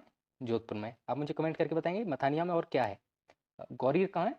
झुंझुनू में। ये आपको याद रखना है, ये इंपॉर्टेंट है। उसके बाद मोकला कहाँ है? जैसलमेर में। सोलर एनर्जी, कुछ और पॉइंट है इनके बारे में बात की जाए। सोलर एनर्जी से चलने वाली पहली नाव कहाँ थी? पिछौला झील में। पिछौला झील कहाँ है? उदयपुर में। राजस्थान का पहला सौर ऊर्जा विद्युत गांव कौन सा है? नया गांव, जयपुर। ये हुई अपनी सौर ऊर्जा की पूरी बात। आपको क्या क्या याद रखना है? पहला पार्क कौन सा था? भड़ला। उसके बाद कुल उत्पादन कितना है? 10 गीगावाट। और संभावना कितनी है? 142 गीगावाट। बस इतना याद रखना है आपको। इसके बाद बात करते हैं बायोमास संयंत्रों की। तो उसी तरह पहला कहाँ है? पदमपुरा, गंगानगर में। पहला कौन सा था? पदमपुरा, और कहाँ है? गंगानगर में। दूसरा खेड़ली संयंत्र कहाँ है? अलवर में। ये जो कुछ इंपॉर्टेंट है सिर्फ वो मैंने यहाँ रखे हैं। खेड़ली कहाँ है? अलवर में। और रंगपुर संयंत्र कहाँ है? कोटा में। उसके बाद बात की जाए कुल उत्पादन की, तो कुल उत्पादन कितना है बायोमास से राजस्थान में? 120.45 मेगावाट। और कुल कितने संयंत्रों से होता है ये? 13 संयंत्र हैं बायोमास से, जिनसे 120.45 मेगावाट कुल उत्पादन होता है। इसके बाद बात करते हैं पवन ऊर्जा की। तो पवन ऊर्जा की कुल क्षमता राजस्थान में कितनी है? 1.27 लाख मेगावाट। उत्पादन कितना हो रहा है? 4338 मेगावाट। कुल क्षमता तो 1.27 लाख है, लेकिन उत्पादन कितना हो रहा है? मात्र 4338 मेगावाट। बात की जाए पहली परियोजना की, तो कौन सी है? अमर सागर, जैसलमेर। और कब थी? कब लगाई गई थी? 1999 में। दूसरी कौन सी थी? देवगढ़, प्रतापगढ़। और ये कब थी? 2000 में। पवन ऊर्जा आपको याद रखनी है अच्छे से, इनके जो संयंत्र है पूछ लेता है। इसके बाद जो इंपॉर्टेंट है, बीटीडी कहाँ है? फलौदी। और बड़ा बाग कहाँ है? जैसलमेर में। और ये निजी क्षेत्र की है, ये आपको याद रखनी है, ये इंपॉर्टेंट है बड़ा बाग। और आप मुझे कमेंट में बताएंगे कि बड़ा बाग में किसकी छतरियाँ हैं। चलिए इसके बाद अगला है थर्मल पावर प्लांट। देखिए ये भी इंपॉर्टेंट है। एक क्वेश्चन थर्मल से आता है, एक सोलर से, और एक किसी अन्य ऊर्जा स्रोत से। तो देखिए थर्मल पावर प्लांट में क्या है? इसका जो ईंधन होता है वो क्या होता है? कोयला। पहला थर्मल पावर प्लांट कौन सा था? कोटा में। पहला सुपर थर्मल पावर प्लांट कौन सा था? ये आपको याद रखना है, ये पहला थर्मल पावर प्लांट था। ये पहला super thermal power plant. Super thermal power plant क्या होता है? जिसकी क्षमता 1000 मेगावाट से ज़्यादा की हो, उसको बोलते हैं सुपर थर्मल पावर प्लांट। तो ये कौन सा था? पहला सूरतगढ़, दूसरा कोटा, तीसरा छबड़ा, और चौथा काली सिंध। ये सूरतगढ़ वाला सबसे ज़्यादा क्षमता वाला भी है। अब बात करते हैं जो क्रिटिकल यूनिट वाला थर्मल प्लांट कौन सा है? छबड़ा 12 का। क्रिटिकल यूनिट मतलब, इसका मतलब होता है कि कोई एक यूनिट जिसमें 500 मेगावाट से ज़्यादा का उत्पादन कर रही हो, है ना, उसको बोलते हैं क्रिटिकल यूनिट। अब इसके बाद जो सबसे इंपॉर्टेंट है, जो अभी लेटेस्ट है, प्रथम अल्ट्रा थर्मल पावर प्लांट कहाँ है? दानपुर, बांसवाड़ा में। अल्ट्रा थर्मल पावर प्लांट क्या होता है? जो 450 ग्राम कोयले में 1 यूनिट बिजली का उत्पादन करते हैं। बाकी सारे जो है वो 550 ग्राम कोयला लेते हैं 1 यूनिट बिजली बनाने के लिए। तो जो अल्ट्रा थर्मल पावर प्लांट है, इसमें 450 ग्राम में 1 यूनिट बिजली बनाई जाएगी। और ये कहाँ है? दानपुर, बांसवाड़ा में। अब बात की जाए राजस्थान की प्रथम गैस आधारित परियोजना कौन सी है? अंता, 12 में। और गिरल लिग्नाइट पावर प्लांट कहाँ है? गिरल कहाँ है? बाड़मेर में।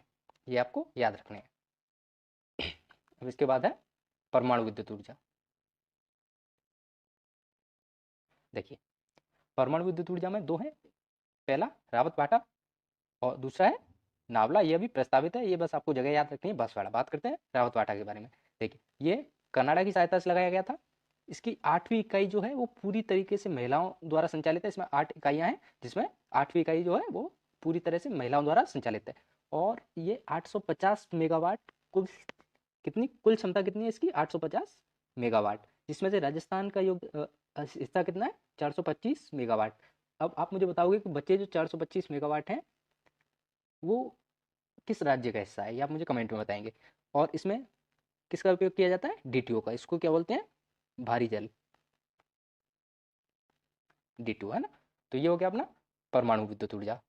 अब इसके बाद है प्राकृतिक गैस आधारित पावर प्लांट। देखिए, राजस्थान की पहली प्राकृतिक गैस आधारित परियोजना कौन सी थी? अंता 12 में। लेकिन ये एनटीपीसी इसको संचालित करता है और ये भारत सरकार की है ना। इसके बाद जो राजस्थान की पहली है वो कौन सी है? रामगढ़ गैस परियोजना। अंता 12 वाली 420 मेगावाट बिजली उत्पादित करती है और रामगढ़ वाली 270 मेगावाट। इसके बाद जो निजी क्षेत्र की है वो कहाँ है? केसोराय पाटन में, और ये सबसे बड़ी है 1000 मेगावाट की। इसमें भी आपको एक पॉइंट याद रखना है कि जो जलवाष्प से विद्युत उत्पादन होता है वो एकमात्र कहाँ है? धौलपुर कंबाइंड। ये इसका नाम है, धौलपुर कंबाइंड। तो ये हुए अपने प्राकृतिक गैस। इसके बाद आपको एक एजेंसी का नाम और याद रखना है, ये बार बार एग्जाम्स में आता रहता है।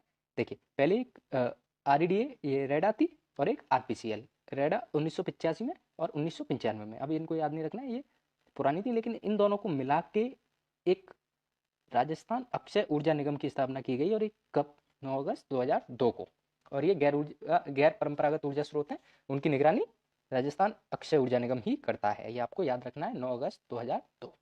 तो अगर आपको वीडियो पसंद आया हो और आप चैनल पर नए हो तो चैनल को सब्सक्राइब कर दें, वीडियो को लाइक कर दें और कमेंट में बताएं कि आपको वीडियो कैसा लगा। धन्यवाद।